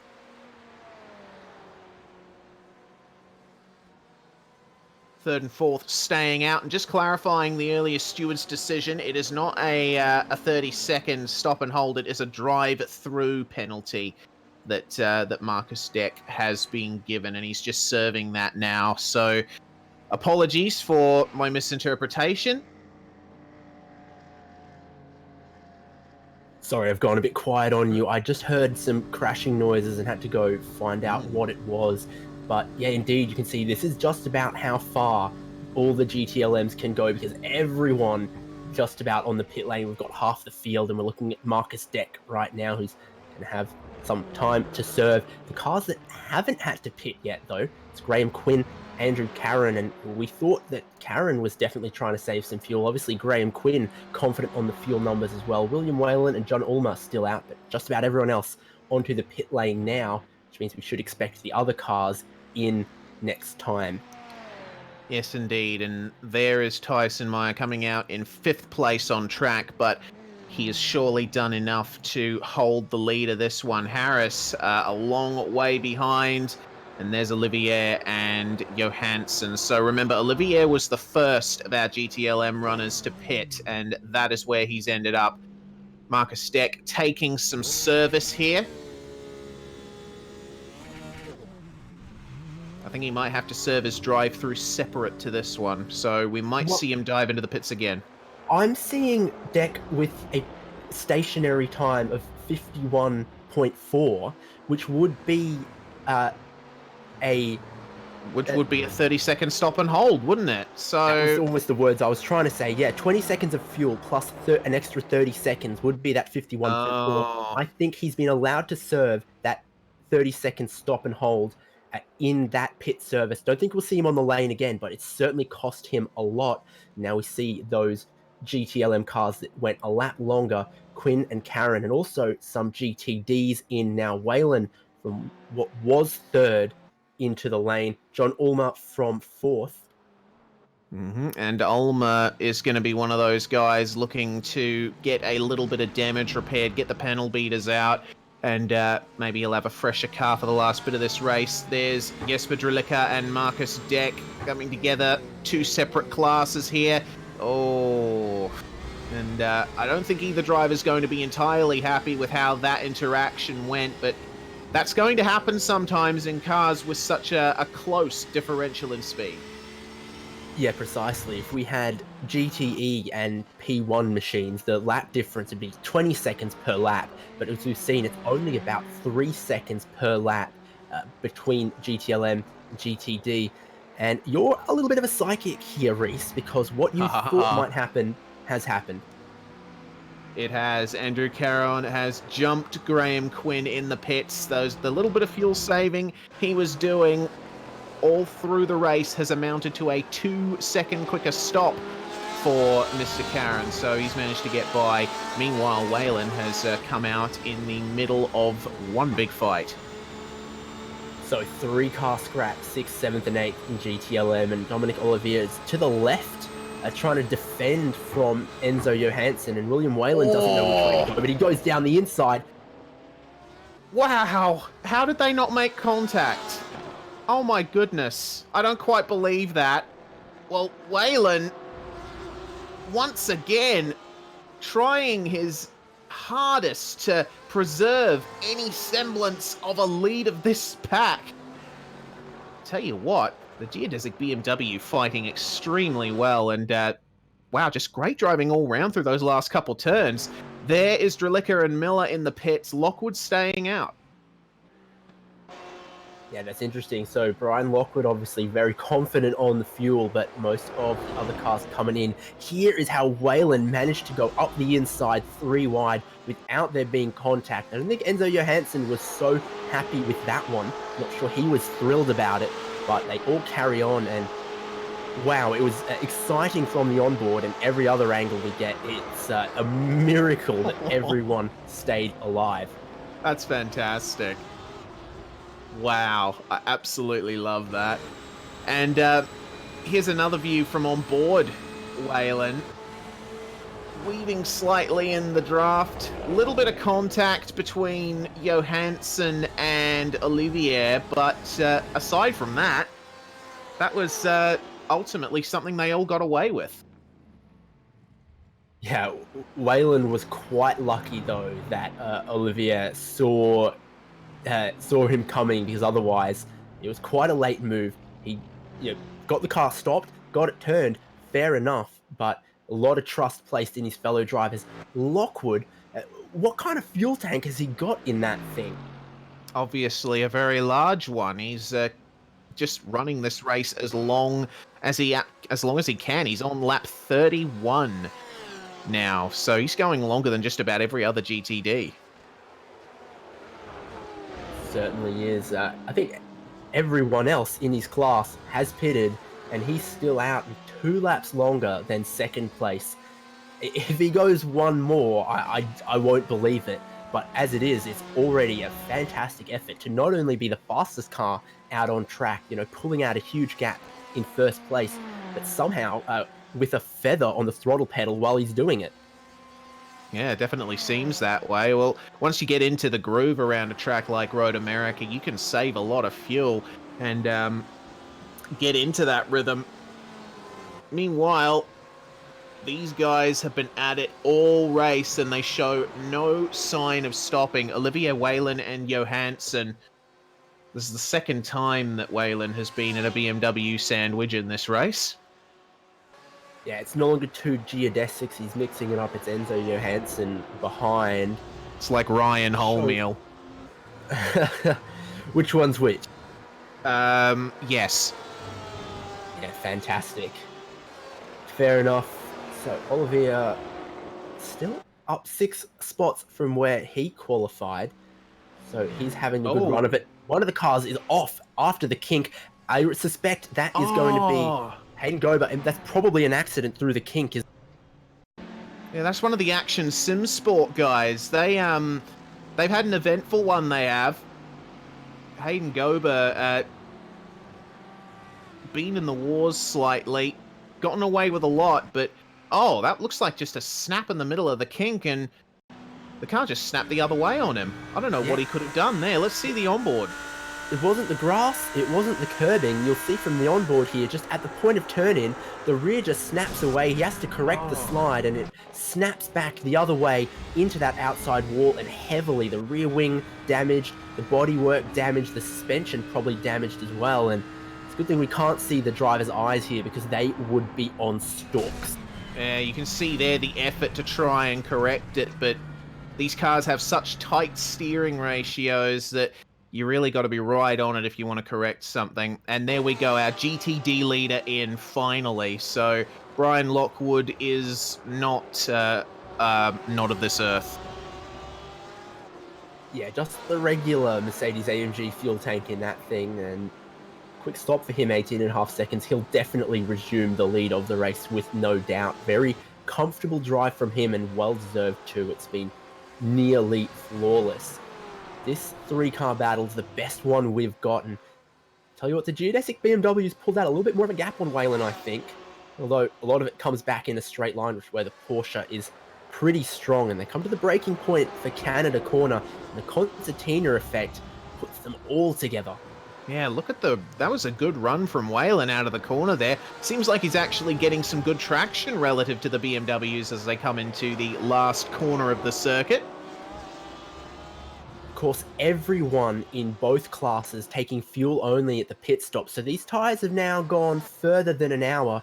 The track temperatures aren't particularly abrasive, but there's no one out there on fresh tyres. Everyone is on a set that have done some laps, so this is the point where a little bit of tyre conservation would give you an advantage, and if that's what Waylon's been doing, maybe the Geodesic BMW isn't as kind. He runs a bit wide as well. This is the point where holding onto your tyres would start to pay an advantage. Yeah, for sure. And Olivier, You can see actually all three cars dead even in terms of acceleration, and Waylon starting to get a slight bit of draft here. Will he pull out? He more often than not does, but Olivier staying dead in the middle of the road, and Johansson with not much to do otherwise.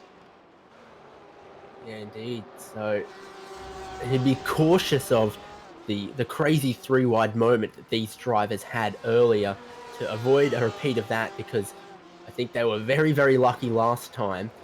I don't think anyone will be quite so bold again, especially I think all the drivers will be aware of how quickly the penalty was handed out for Marcus Deck, that they cannot afford to put a foot wrong and be seen at fault in an incident. Has not deterred anyone from racing hard, but I think it has deterred all of our drivers from making too many silly and low risk moves. Sorry, Yeah, low exactly. percentage, high risk moves. Low percentage, high risk. That is the name of the game sometimes. Have a look at the gap between Waylon and Olivier at the end of the straight. Waylon's just using the draft to stay in touch, and I say this in a lot of broadcasts that we do at SimSpeed TV. He is biding his time until the last available opportunity, I think, because at a track like this, there is always the chance for your rivals to come back at you. It's easier than it is at most other tracks. So if you want to make a decisive move and keep a position, you want to leave it as late as you can, and Harris is off. That's at turn 1, I believe. Oh, struggling to regain control of that thing. Aaron is through into second place, so Robert Harris has gone and lost a spot. He's got Graham Quinn right behind him. Here's the replay. Take a look at what has happened. He's trying to put a lap on, that might have been Jesper Drilica, potentially.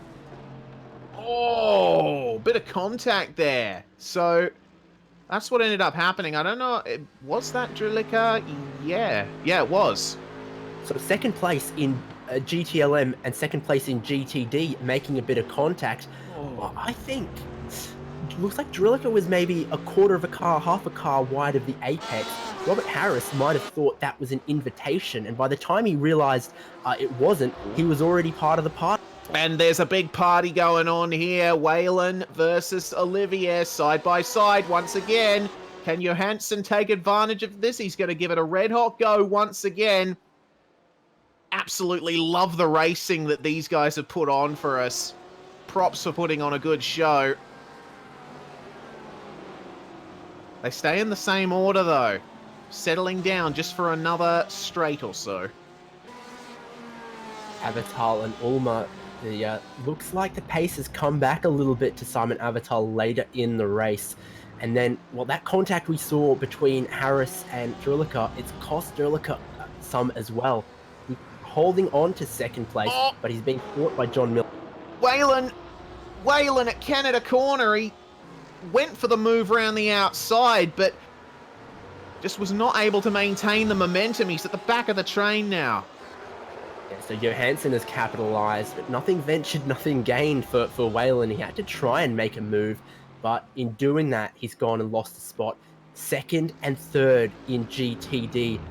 Wonder, is there any damage to that Mercedes for Drilica? Can't see it.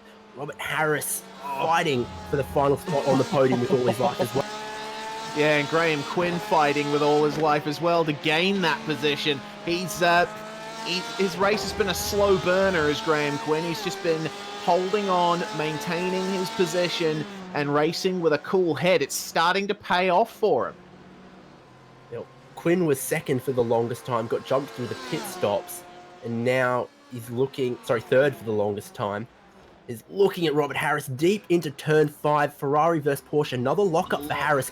Big wiggly moment on the outside. That's not going to help him put the power down. He'll be on the outside again underneath the Corvette bridge, and they touch.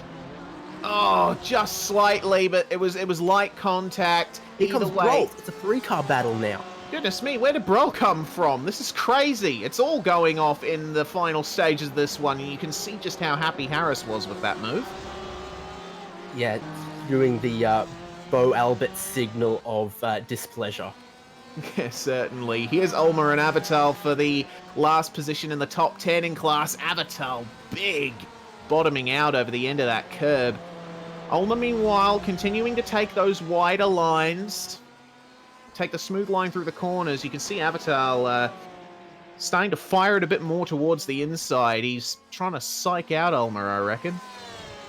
Doesn't appear to be working, and suddenly in the last 20 minutes of this 90-minute race, it's all come alive in GTLM and GTD. GTD was a bit sad, a bit devoid of battles for a while. Everyone was racing very cleanly, but now we've got some, and one of them, Reese, is second and third.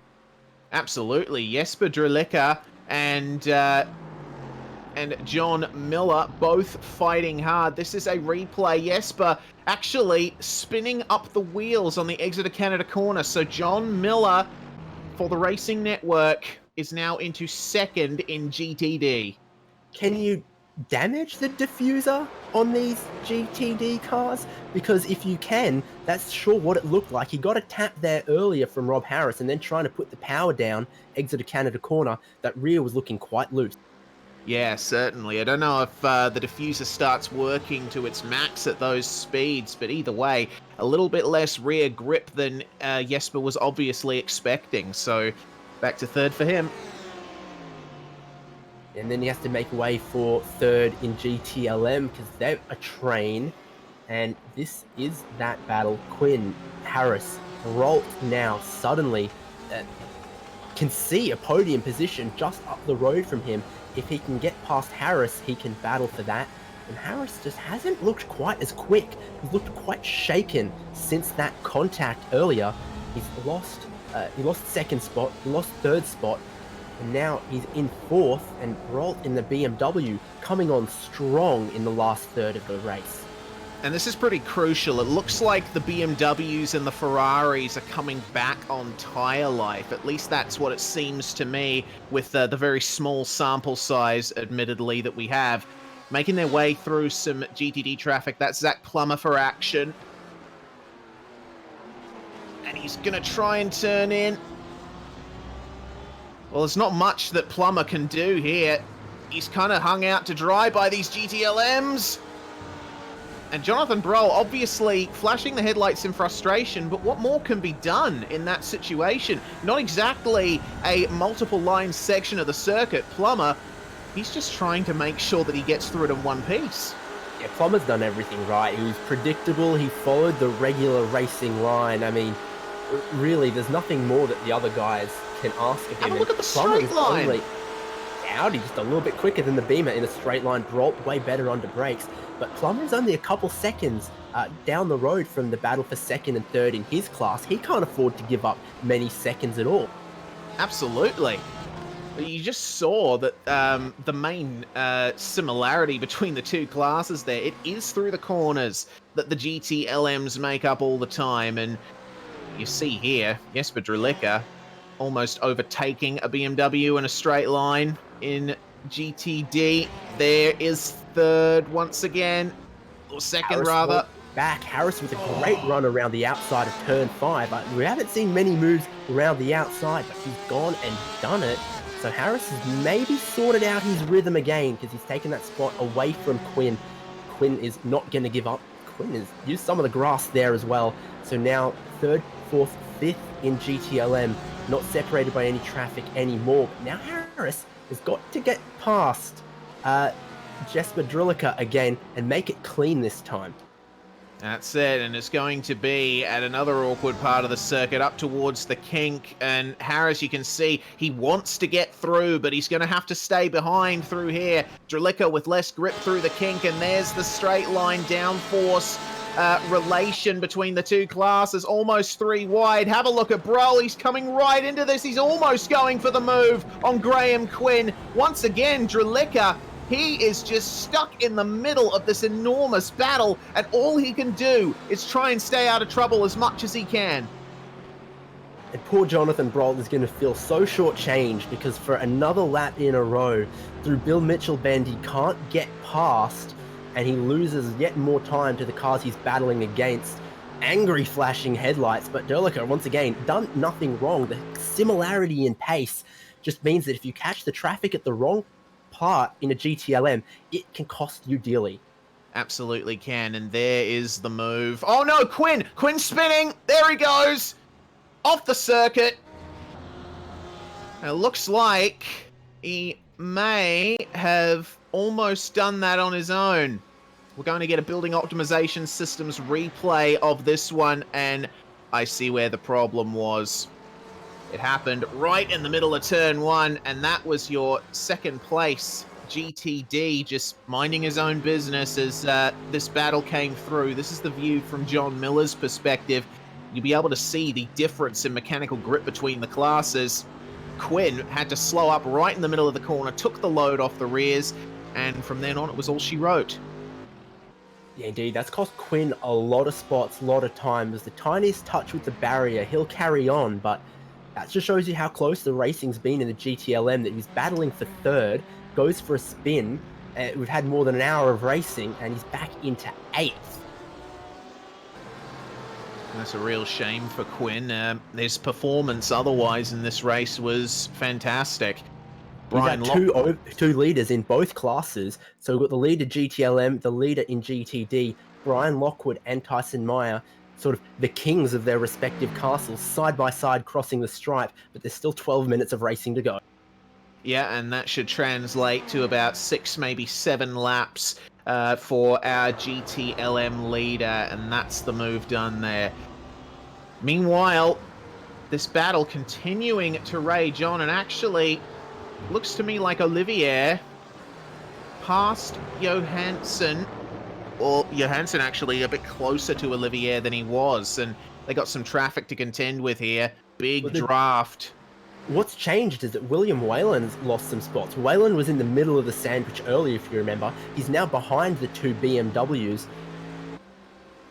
Oh, goodness me. We had to stay silent there. We weren't quite sure which way that was going to go, but Johansson really starting to pressure Olivier now. He's come on strong in this last phase of the race.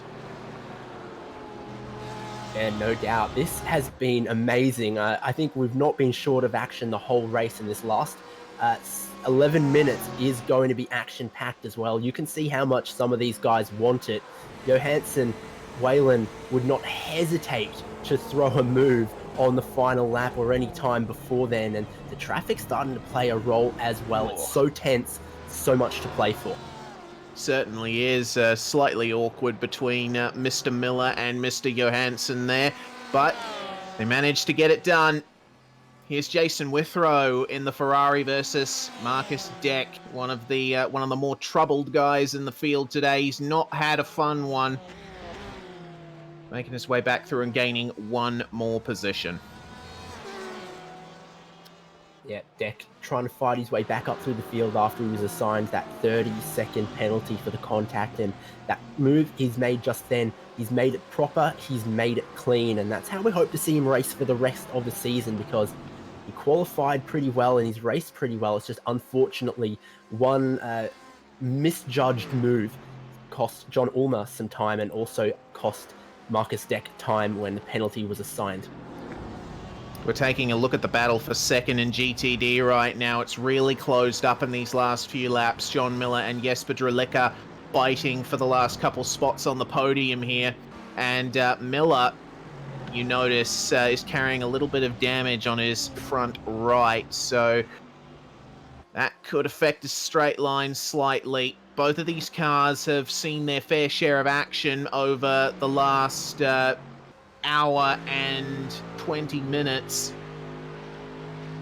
Still remains to be seen which order these guys are going to end up in. Drelica has definitely got the draft, that's for sure. Yeah, he's done a reasonable job with some of the traffic lapping them for him to close back up onto second place. And you remember there was almost contact between Miller and it was one of the Quins, because we've got 2 Quins, Graham Quinn. Yes, correct.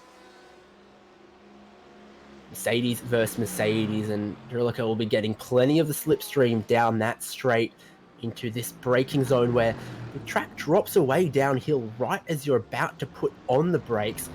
Miller runs wide, will hold on to the position for the moment.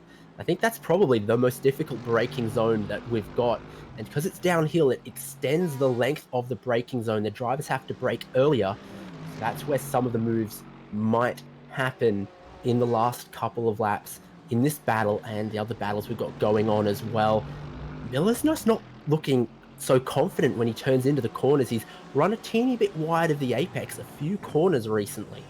Yeah, and going for the old double apex line in carousel as well, which helps his exit. But you can definitely tell that Dralica is much more confident on his front end and on the brakes. So that may be decided in the middle sector on the last lap here. 8 minutes to go. Aboard we were with one of the slightly rearranged fenders for John Miller. It's not hindered him too badly, but it is not factory new spec.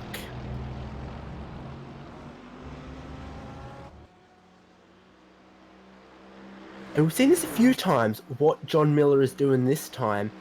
Out of the final corner up the hill, going towards the right-hand side of the circuit, not being successful in breaking the slipstream, but just weaving his way over there to let the car behind know that he'll defend into turn 1 if necessary.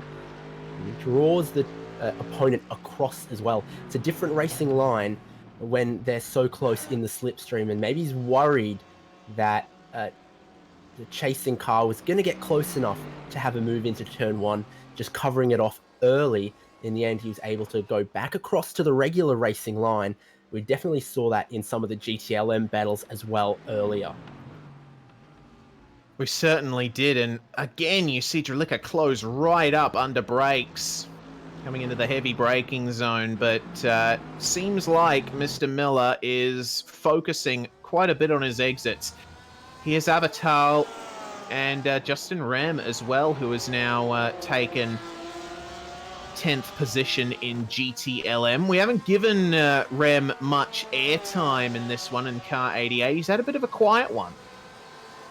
Yeah, qualified in 9th place, just inside the top 10.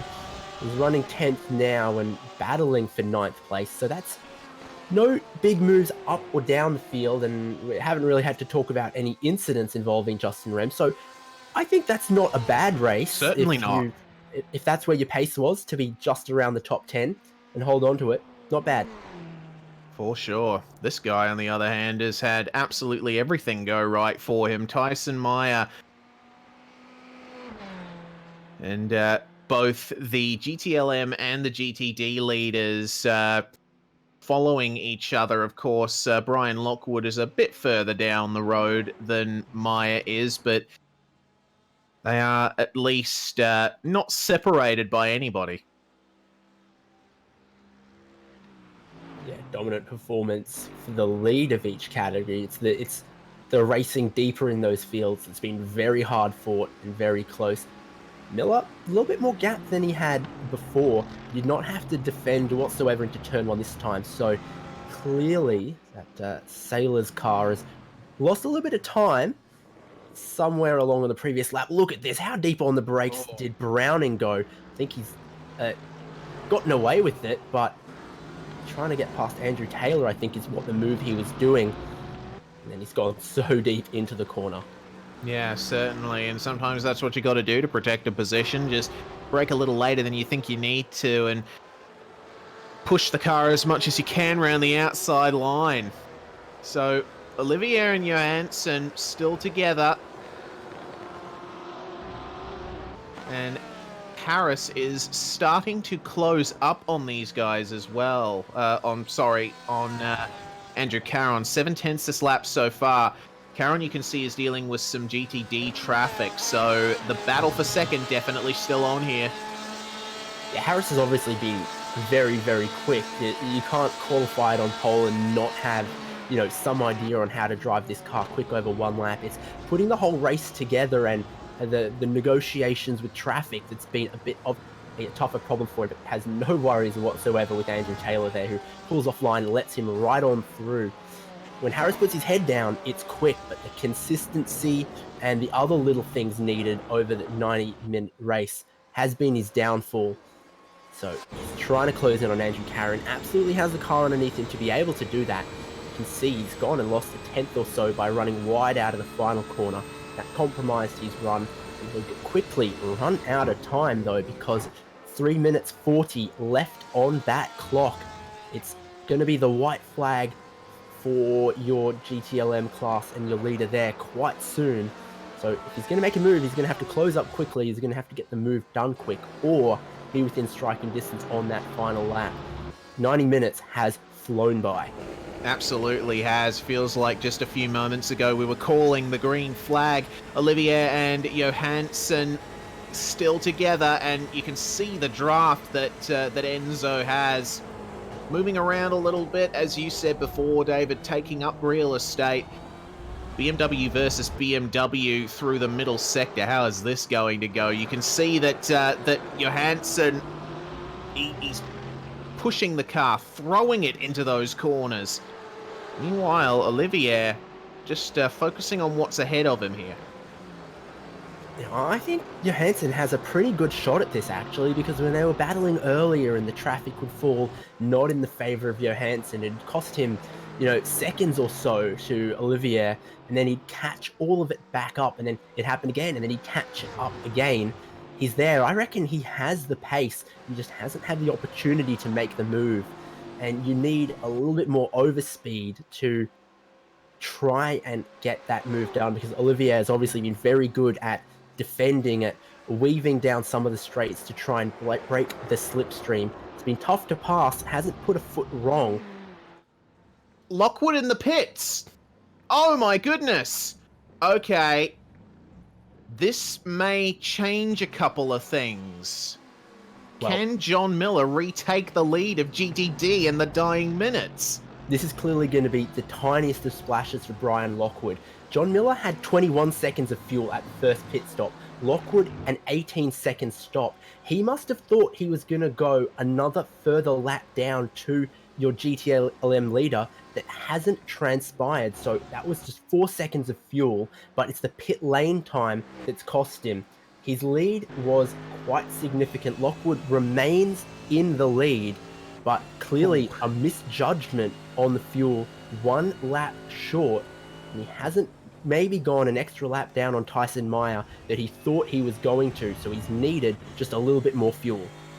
Well, it's a bit of a scare, but it's ended up working out well for him in the end, and this is going to be the last lap for our 5th and 6th place guys too.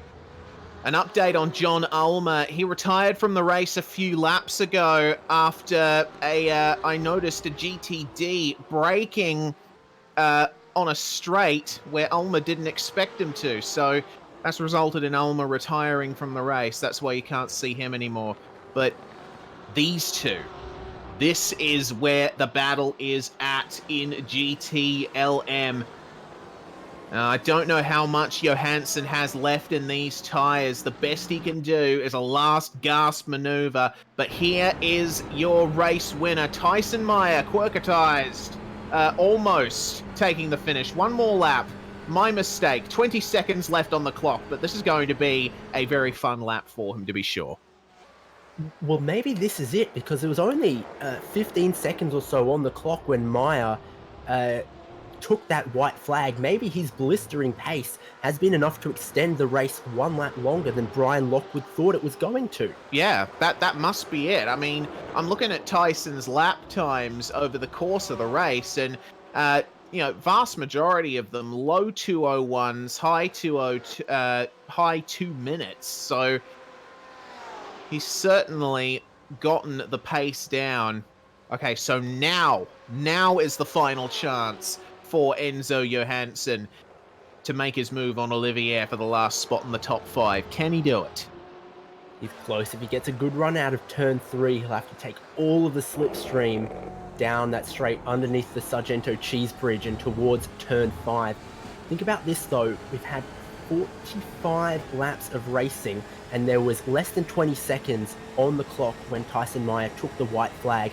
If Tyson Meyer had been less than half a second per lap slower on average, he would have had 1 less lap. That's the margins we're dealing with. So Johansson hasn't been close enough into turn 5. He definitely closed up some, but he wasn't close enough out of turn 3, wasn't close enough into turn 5. Now they come through some of the more sweeping corners. You've got the hurry downs here, heads towards the carousel and then towards the kink. I just don't think he's close enough to threaten Olivier this time. Only a couple corners left for Tyson Meyer, though. Yeah, it's going to be a grand total of 1 left. And now 0. Tyson Meyer, easy as you like. He has been flawless from the start and just managed this race like a champ.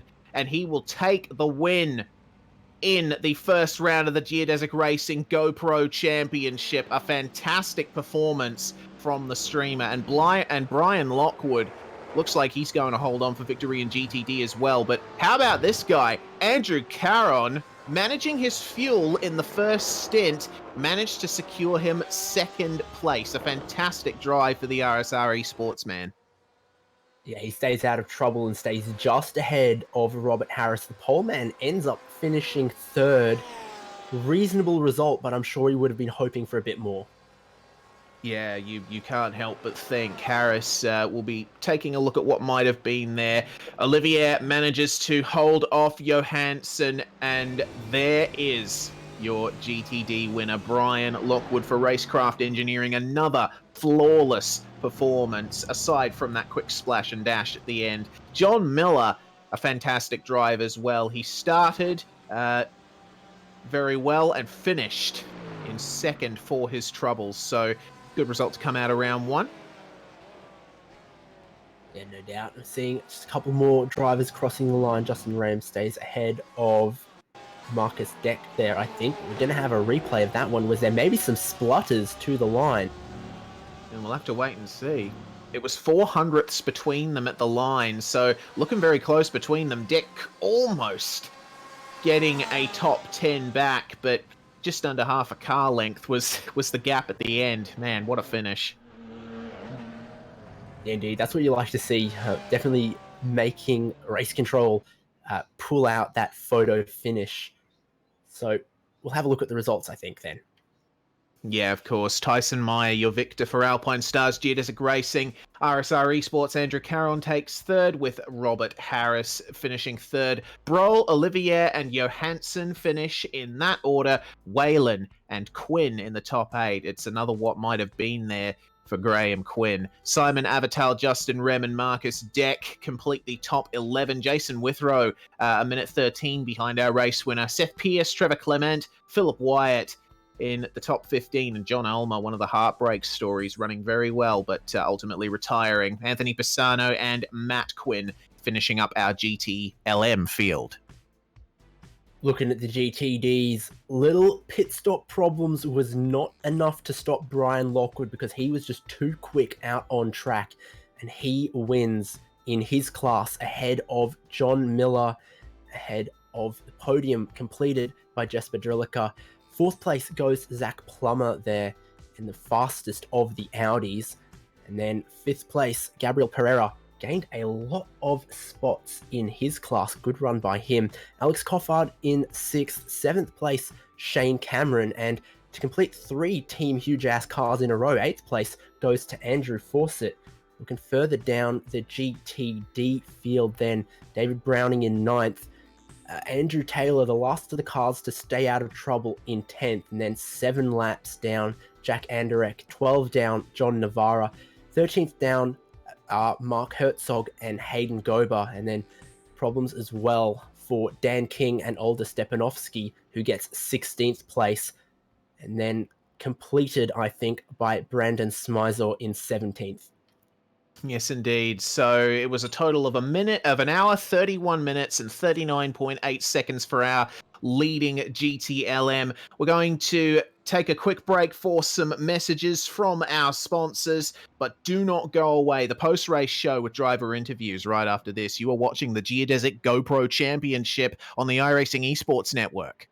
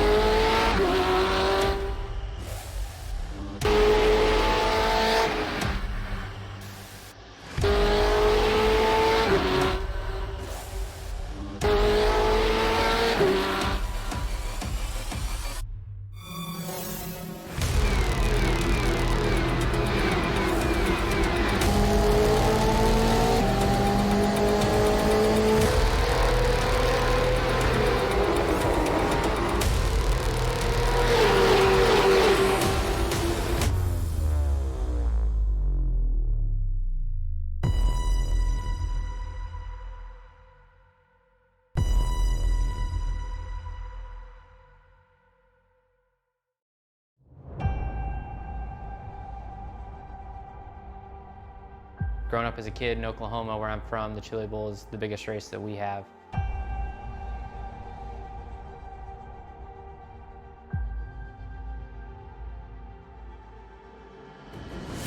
The Chili Bowl has kind of been my favorite race of the year.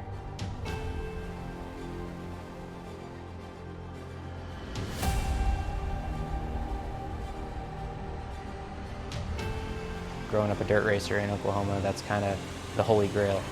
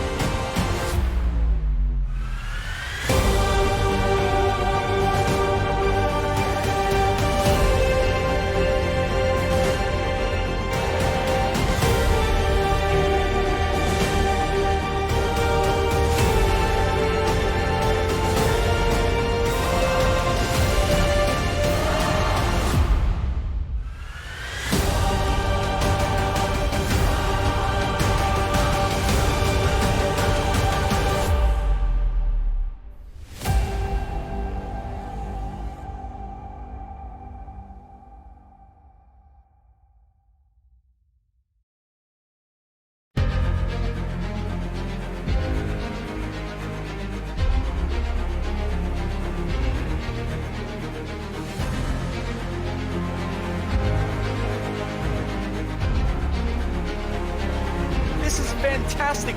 This is GT racing right now. He's got traction. He's got everything outside of both of them. Maloney. Oh, he's taking Anderson. Anderson's up to Oh my God. Oh, big crash. Oh my goodness. Half the field's going to get rolled. Second very close. These guys are want to make their way through the field very quickly. Oh, there we go. Oh, no. That's massive. This is it. This is over. I can't believe this. Oh, my God. God, what?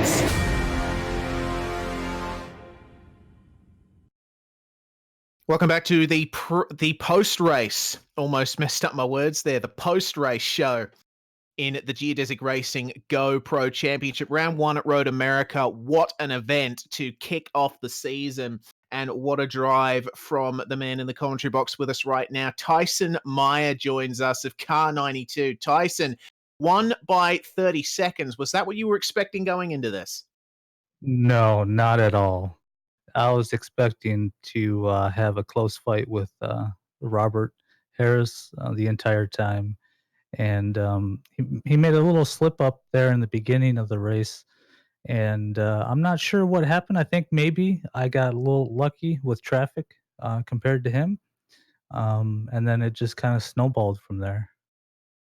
How much effort did you guys put into to getting your setups together for this one? Because it looked like the Ferraris were right on it.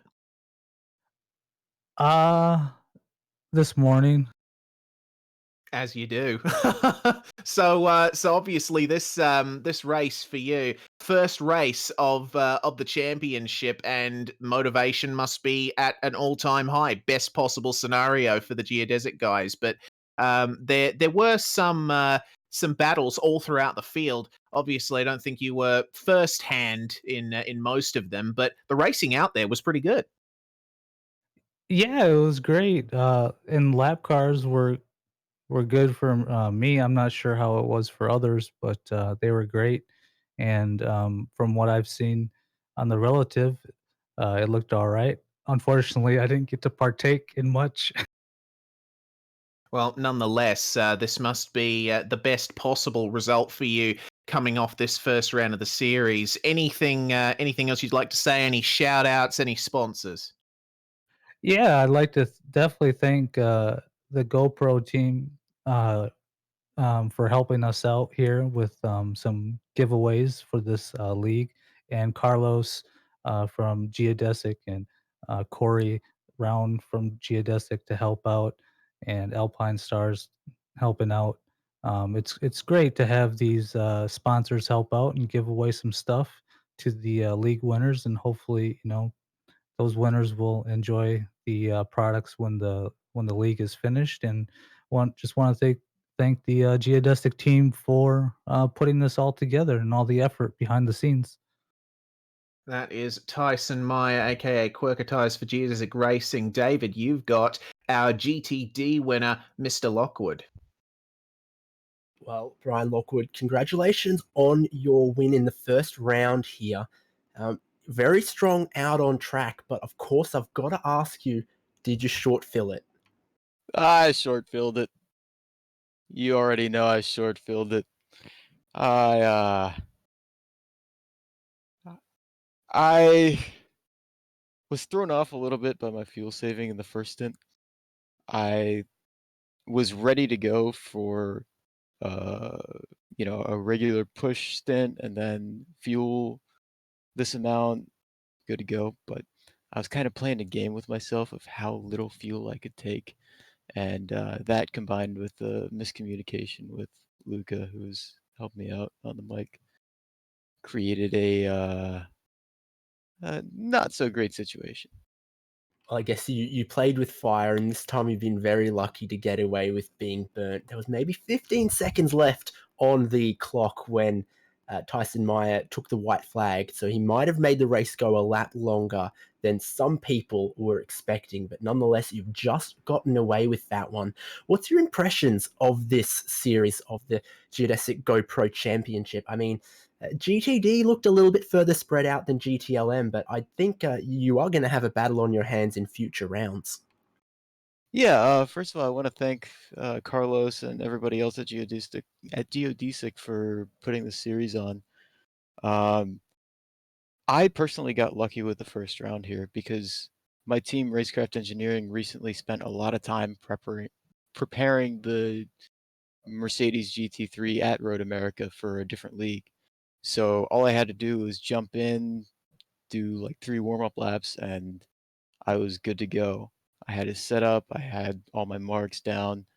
So I don't think, I got lucky with this round. I was able to make a big gap. Jesper also had an issue. So I think it's going to be a lot closer moving forward.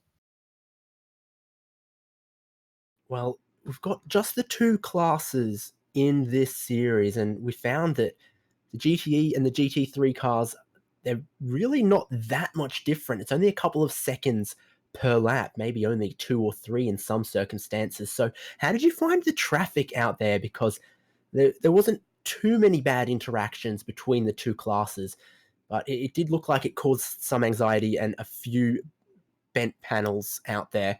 How was it for you as the class leader?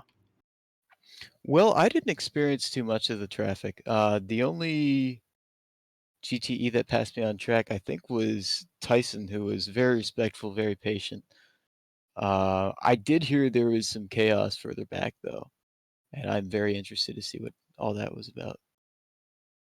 Well, you'll definitely be able to rewatch all of our coverage on the iRacing Esports Network. It'll be available video on demand if you need. What a horrible plug I've just done there. But yeah, I mean, I guess congratulations on that win in GTD. Made it a little bit too hard for yourself, but you showed some pace. Anyone you'd like to thank, any shout outs you need to give while you're with us here on SimSpeed TV and the iRacing Esports Network? Yeah, shout out to my team, Racecraft Engineering, and Luca Crisafi in particular for helping out, acting as a race engineer this race. And of course, our partner team, the Racing Network, who John Miller's a member of. It's always great to work with them. Glad to have the chance to race with them in this series. Well, thanks so much for speaking with us. So we've got a few other drivers we've got to get to as well, Reese. Who have we got now? We've got our P2 in GTLM. That's Andrew Caron in the commentary box with us. The RSR Esports driver with a fantastic podium finish. Andrew, 5th to 2nd, and it was that fuel saving that you did in the first half of the race that did it. Yeah, I was following Quinn for quite a while, so we battled a bit from at the start of the race, but we had a great fun bowling. I don't know if we can see it on the broadcast, but after that, he passed me, and then I just follow him for a good bit, saving fuel. Yeah, we definitely caught some of that on the broadcast, and we were following your race with great interest. Were you driving to specific fuel numbers, or just going for every little bit of lifting off you could? I try to lift a lot in the braking zone and just brake later, so I can stick with the guy in front and save fuel at the same time. It's all about the draft here at Road America. Well, first round of the series, coming out of this with a podium finish for you. How's your motivation looking for the rest of the season, knowing that this is what you can do? I'm not too sure yet. It's my first league in the GTE, so I'm not sure yet. I think I was pretty lucky to get P2 because I think he had an accident, so I could just pass him without foulings. I'm not sure about the next race, but I just did what I had to do. I don't know. Well, you certainly did more than enough, backing up your official IMSA championship divisions in the first couple seasons of this year. Any shout outs and sponsors you'd like to draw attention to?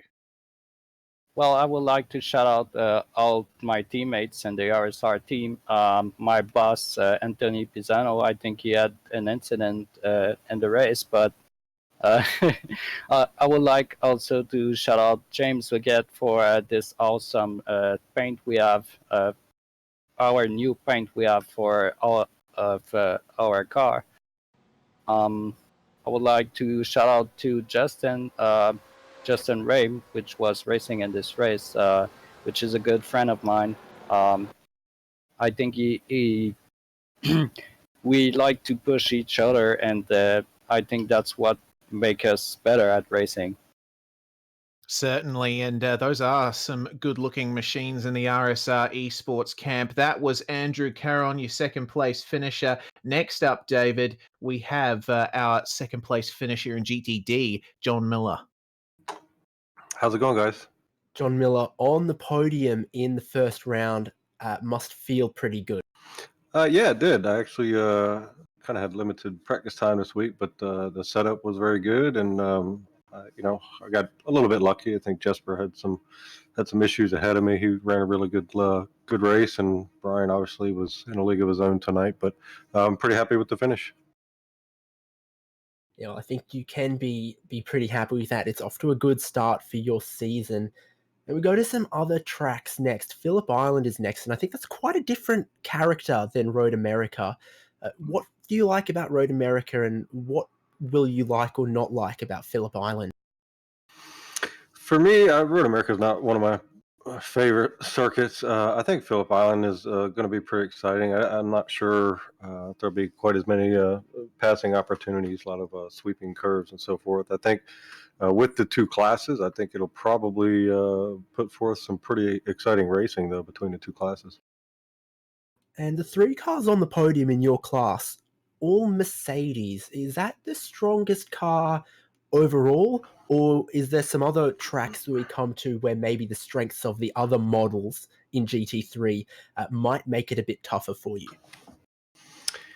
Well, I think the Mercedes is probably the most balanced. The Audi is quite honestly probably a little bit quicker. It's just it's more of a pain to drive, to be quite honest. The Mercedes is very balanced. You can push it. It's gonna do well at a lot of different tracks. It's good in the corners, good in the straight. So I think the Mercedes, at least from my viewpoint, is the easy choice.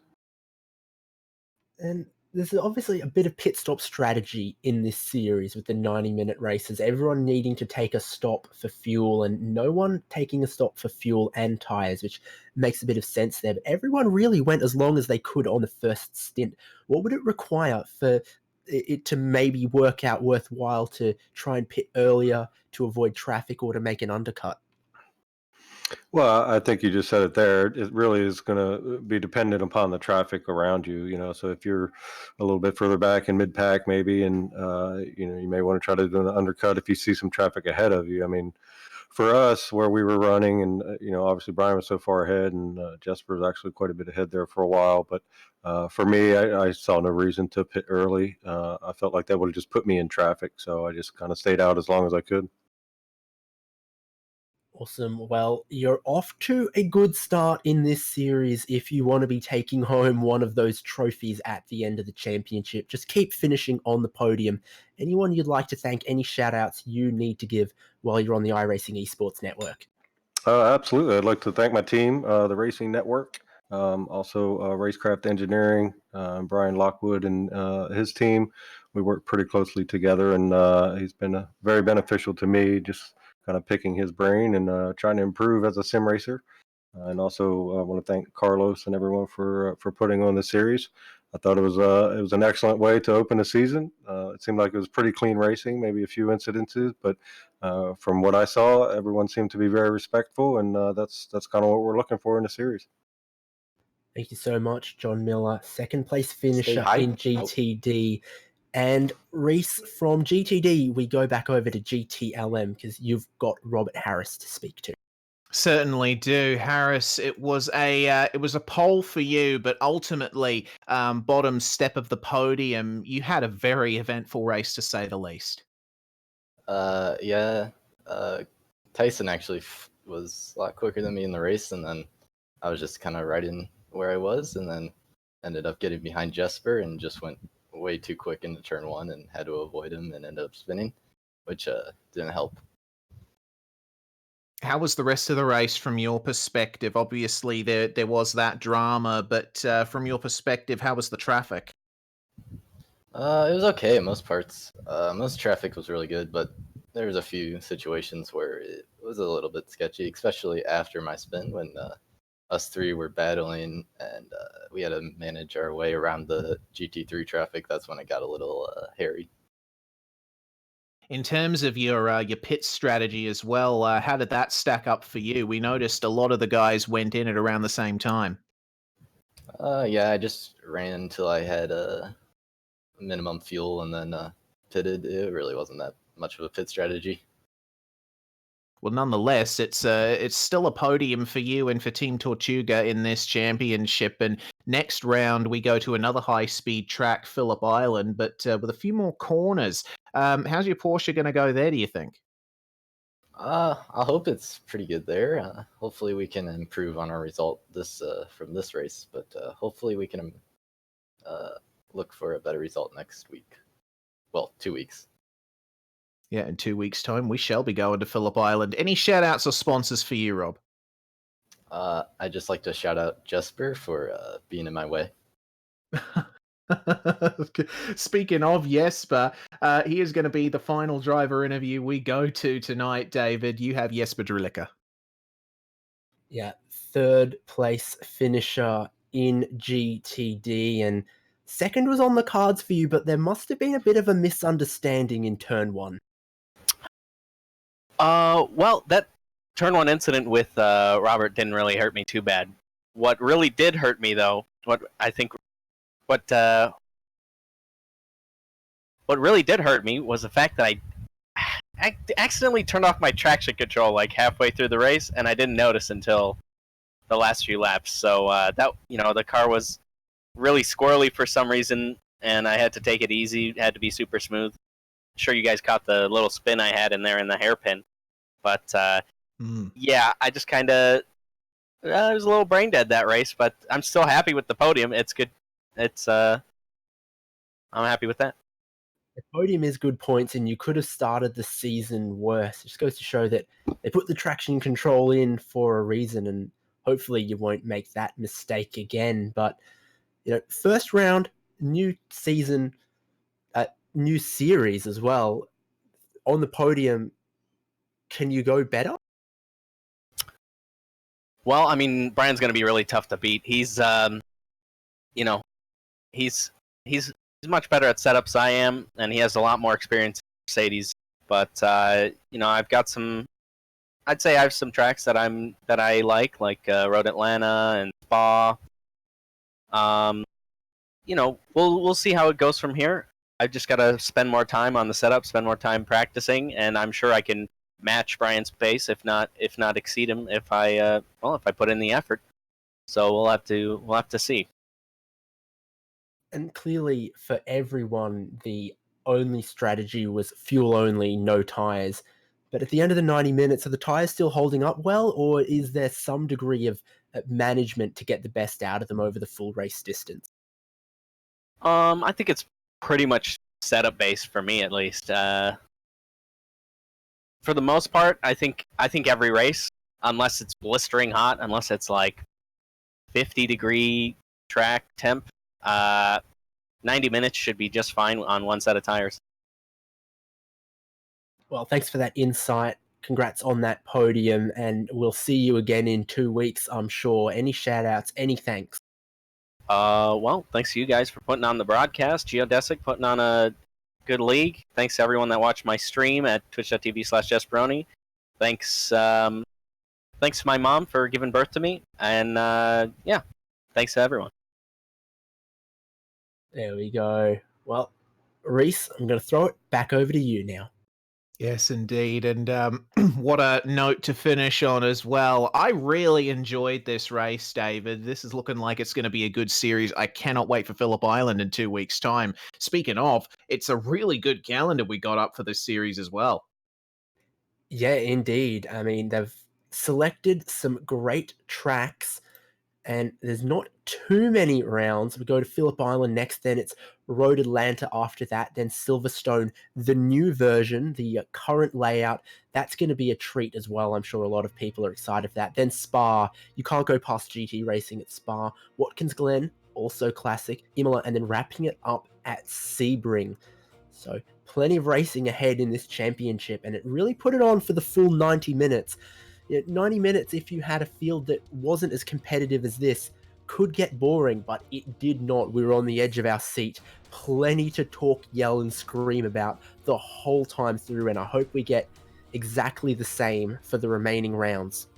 Yep, certainly, and that should be something we can look forward to. Coming up on SimSpeed TV, it's going to be the last round of AOSC, the Bathurst 650, so if you want to catch some Australian touring car racing at Bathurst this time tonight, if you're in Australia, probably tomorrow morning if you're in other parts of the world, then be sure to check us out. Thanks everyone for watching all over the world. Thanks for tuning in on the iRacing Esports Network. We want to thank Geodesic Racing for putting on the series. We also want to thank GoPro and Alpine Stars for sponsoring the prizes, and of course building optimization systems for the replays. This was the Geodesic Racing GoPro Championship, round 1 at Road America. Maya and Lockwood, your winners in both classes. From us at SimSpeed TV, it's bye for now. Have a good one.